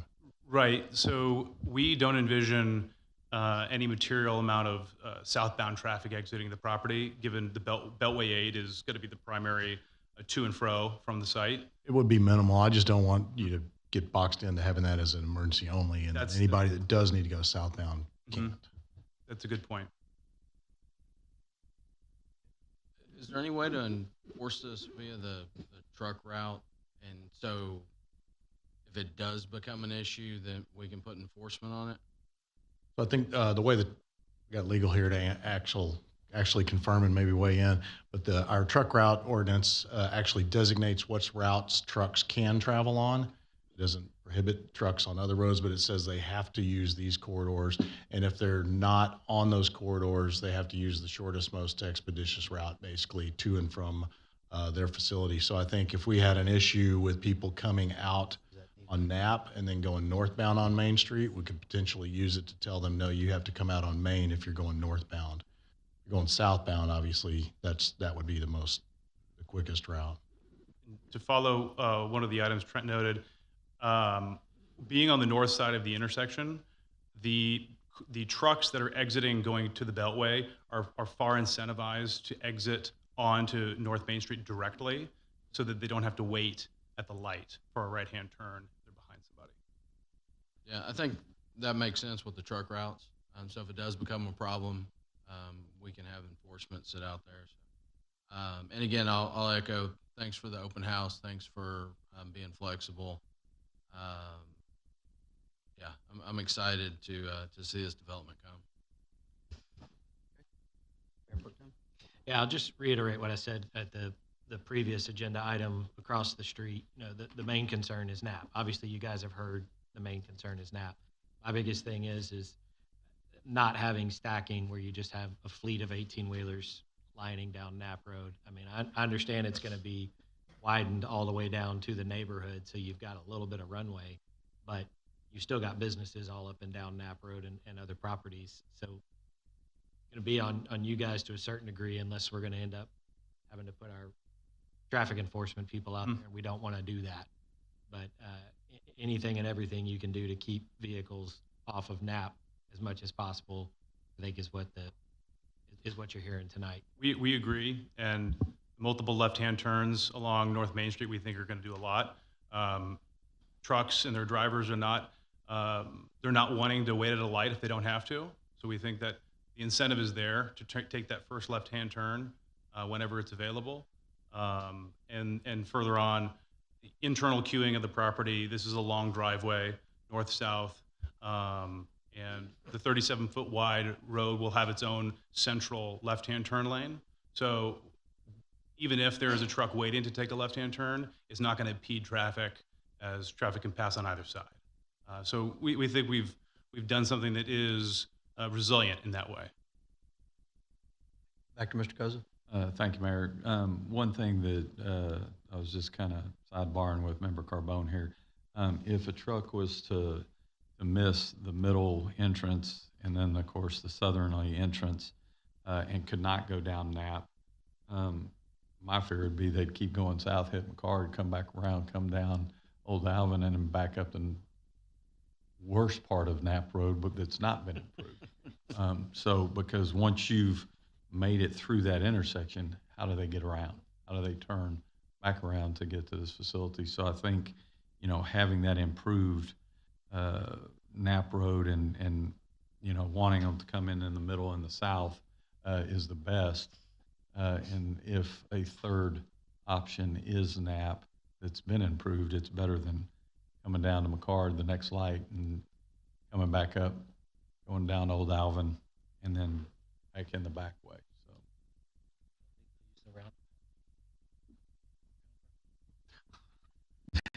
into a whole other issue there. Quick question for Matt Buchanan, real quick. I know we've talked about NAP. Do you have a tentative schedule for the upgrade to NAP? Mayor, our plan is to work with the developer to try to do it in conjunction with their project. So, probably at least a 9-month design project and then probably a similar, a little bit longer construction project. So, depending on when we get all this going, if they get their project approved, then we would start working with them on the design and then move forward with construction after that. And then does that meet your design and construction? What do you look like? Mayor, real quick, Matt, we're looking at doing that through a development agreement with the developer to Correct, put that correct. So they timeline control in the their timeline. control. Yeah. Just Yes. want to make sure that we're talking, it's not like y'all would build and then we would do the road or vice versa. We'd be doing all this at one time. So our development project will likely begin prior to the public road being designed and approved. That's the finalization of that public road. One of the reasons why exploring that timeline with Matt and the team, we did want to make sure that our project could exist without Knapp Road. So we'll likely begin construction of our project in June or July if approved. And that is typically a 9 to 10 month build. So we will lag operationally, the road will lag us by a few months. But you also have leasing. We'll deliver unless, an empty. Unless somebody pops early Mhm. that you could occupy immediately, you're gonna have some lag on a lease up. That's right. Just wanted to talk. It's something that we are comfortable with. All right. Last call for questions. Seeing none, Madam Secretary, we're going to call for the vote. This is the first reading of ordinance number 2000M-277. Member Cade? No. Member Fernandez? Aye. Mayor Pro Tem Byram? Aye. Member Koza? Aye. Member Carbone? Aye. Member Chavadilla? Aye. The motion passes 5-1. Item number 5 has been moved to a future agenda. So stay put on that one. Moving to item number 6, Mr. Fernandez, if you'd place that on the table. Thank you, Mayor. Consideration possible action resolution number R2026-8. So moved. Second. We have a motion and a second. Staff report. Thank you, Mayor. This and the next item are associated together with the Shadow Creek Parkway landscaping, street lighting, and sidewalk project that will add those features of landscaping, street lighting, and sidewalks along Shadow Creek Parkway, basically from Clear Creek on the west to Marketplace Boulevard on the east. These improvements are part of the TERS 2 plan, and the cost will be reimbursed to the city by the TERS. So the first item here, this one is to actually approve a multiple use agreement with TxDOT, which allows construction of the pedestrian bridges necessary to connect the sidewalks within the TxDOT right-of-way. And then the following item is the actual construction project approval. So with that, back to you, Mayor. Hang on one second. Just make sure we don't have a problem in our lobby. Huh? Okay. All right. All right. Any questions, comments from council on this? I'm sorry, I may have missed it. This is TERS That's good. reimbursable? Yeah. The project's TERS reimbursable. The item number 6 associated with the project is the multiple use agreement with TxDOT, which allows us to construct the pedestrian bridges within the TxDOT right-of-way. Okay, thank you. All right. Any other questions, comments? Madam Secretary, call for the vote. Aye. Mayor Pro Tem Byram? Aye. Member Koza? Aye. Member Carbone? Aye. Member Chavadilla? Aye. Member Cade? The motion passes 6-0. All right. Item number 7, Mr. Koza. Consideration possible action, resolution number R2026-9. So moved. Second. We have a motion and a second. Staff report. Thank you, Mayor. So this item is the actual construction contract for the Shadow Creek Parkway landscaping, street lighting, and sidewalks. Again, it includes continuous sidewalks along Shadow Creek Parkway, the street lighting, and landscaping, which will bring that corridor up to our normal thoroughfare standards. When TxDOT expanded that facility many years ago, they did not include those features within the project. So the TERS will reimburse the city for the expenditures on this project. We went through a process of soliciting competitive sealed proposals, and of the firms that actually submitted all the information necessary for evaluation, Jordan Enterprises scored the highest and is recommended for award in the amount specifically indicated in the item, but it's just over $6.467 million. Thank you, Mayor. Any other questions, comments from council? Seeing none, Madam Secretary, call for the vote. Member Koza, Aye. Member Carbone, Aye. Member Chavadilla, Aye. Member Cade, Aye. Member Fernandez, Aye. Mayor Pro Tem Byram. Aye. The motion passes 6-0. All right, back to Mr. Carbone. Number 8, please. Thank you, Mayor. Consideration and possible action, resolution R 2026-10. So moved. Second. We have a motion and a second. Staff report. Thank you, Mayor. This item is a construction contract for the standard, our standard rehabilitation of a lift station. This one is the Lakes of Country Place lift station, and based on its age and condition, it's well needed to be completely rehabbed. So the project includes recoating the wet well, replacing pumps, updating the electrical and SCADA systems, and adding a manual transfer switch for emergency operations. We received 2 bids, and we're recommending award to the low bidder, CF McDonald Electric, in the amount of just over $1.043 million. Thank you. All right, questions, comments from council? Seeing none, Madam Secretary, call for the vote. Member Carbone, Aye. Member Chavadilla, Aye. Member Cade, Aye. Member Fernandez, Aye. Mayor Pro Tem Byram, Aye. Member Koza. Aye. The motion passes 6-0. All right, Ms. Chavaria, if you'd handle number 9 for us. Thank you, Mayor. Consideration possible action, resolution number R 2026-11. So moved. Second. Staff report, please. Thank you, Mayor. This is the 3rd renewal of our motor fuel contract with Apache Oil Company. It's in the estimated amount of $1.25 million. We actually pay for exactly what we actually order and use. We have 2 remaining renewal terms on this contract. The contract, just for those of you who hadn't seen it before, is based on the oil price information system average rack rate. So we bid it out and we get a cost over that rack rate. That rack rate's basically the daily wholesale price at which fuel is sold from a terminal to distributors, retailers, and large users.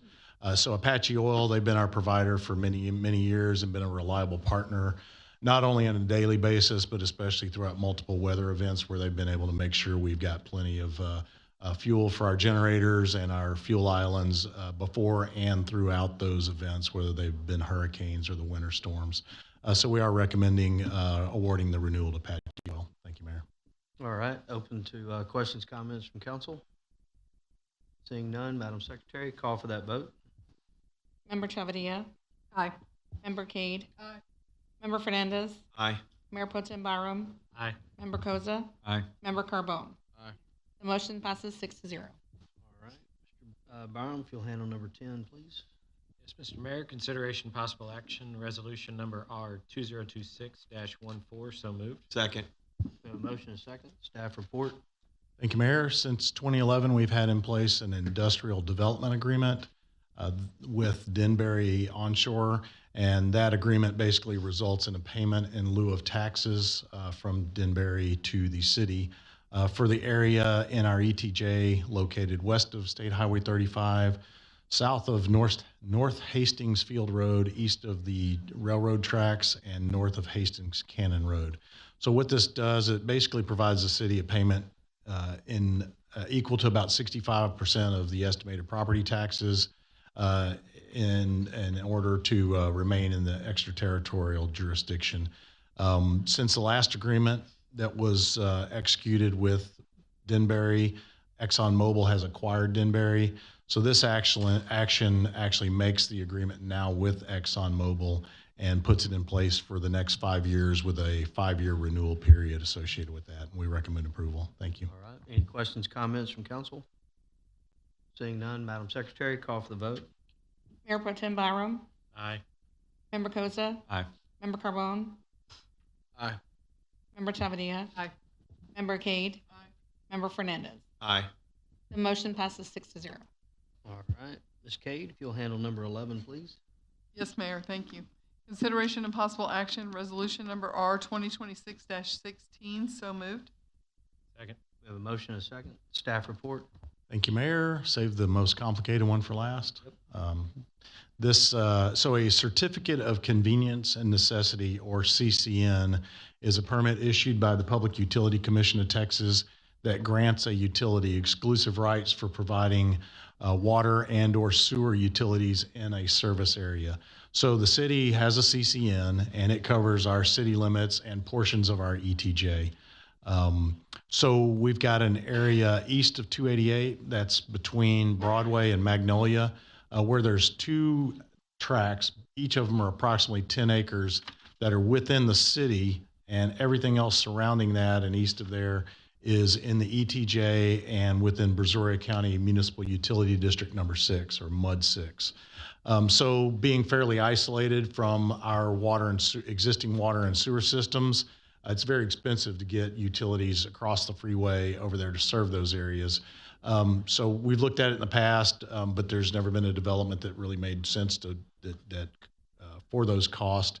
And knowing that the MUD over there potentially had capacity, developers of those 2 different tracks have approached the MUDs over the years.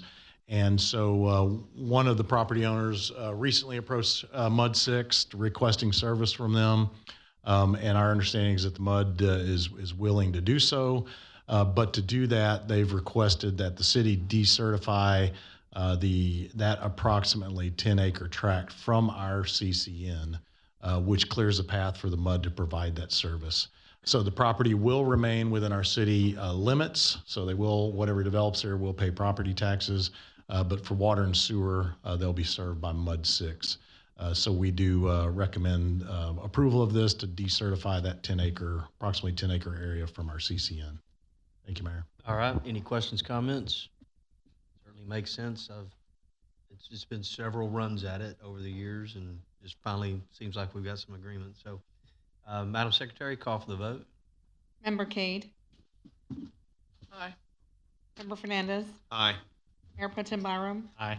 Member Koza, Aye. Member Carbone, Aye. Member Chavadilla. Aye. The motion passes 6-0. All right. With that, we'll move, Madam Cade. Mayor, I want to make a motion to consider new. Do we have a second? I'll second that. Okay. What number is that? All right. So we have a motion and a second on the table to reconsider new business item number 3.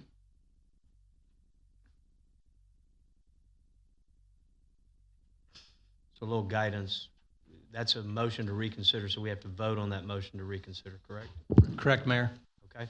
So with that motion to reconsider, Madam Secretary, we'll call for a vote for the reconsider. Oh, yeah, sorry. Yes. So what evidence has been brought forth to make that decision to reconsider? There's no more public people in here? I mean, No, it's something, I think Councilmember Fernandez said, he said something to them, to one of the applicants a while ago, I think it was you, I'm sorry if I'm miscrediting you, thanking them for listening to all of our concerns and bringing back something that we wanted. And that's exactly what, I think his name's Travis and them did. And and something you said, Councilman Chavarria, you said, it's not here yet. We're not at 150,000, but I afraid that we're right at it, if not there. And if the legislature doesn't change it, and we've passed up on this, this opportunity, or whatever it is, it's going to be something worse. And we were charged, we're supposed to do what's in the best interest of the community, and that's what we're trying to do. And just by way of logistics, we put this back on the table. I will be a no on it. So if it ends up in a tie vote, I will vote no. If you want to change your vote, we can still put it on the table, and we can still go back and do that if you want to change your vote.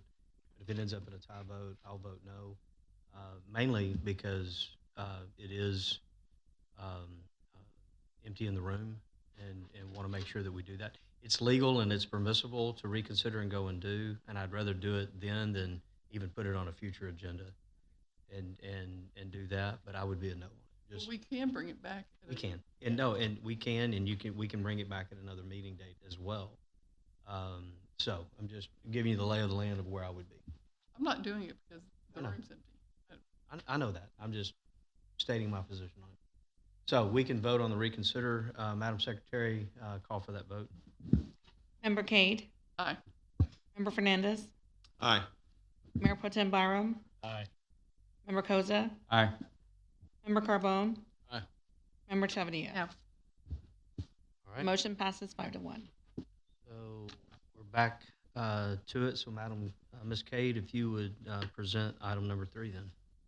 Consideration and possible action, second and final reading of ordinance number 2000M-278. So moved. Second. We have a motion, a second. We've had staff report. We've had questions and comments. We're just going to go to a vote. Madam Secretary, call for the vote. Member Cade? Aye. Member Fernandez? No. Mayor Pro Tem Byram? Aye. Member Koza? Aye. Member Carbone? No. Member Chavarria? No. Mayor Cole? No. The motion fails 3-4. All right. With that, we will move to, there is no other business. There's no mayor council issues for council discussion. We will adjourn at 10:02. How much is left? No. I'm talking about. Were you a yes? And you changed it to a yes. Oh, okay. Got it.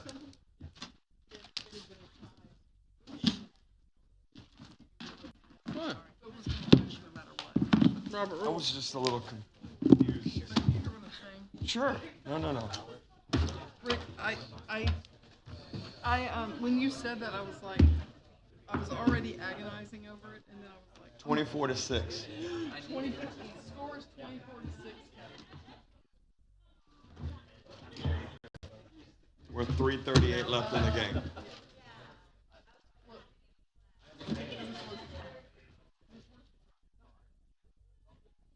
Thank you.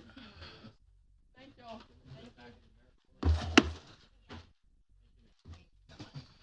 Mona, it was in a tie, it was gonna lose anyway.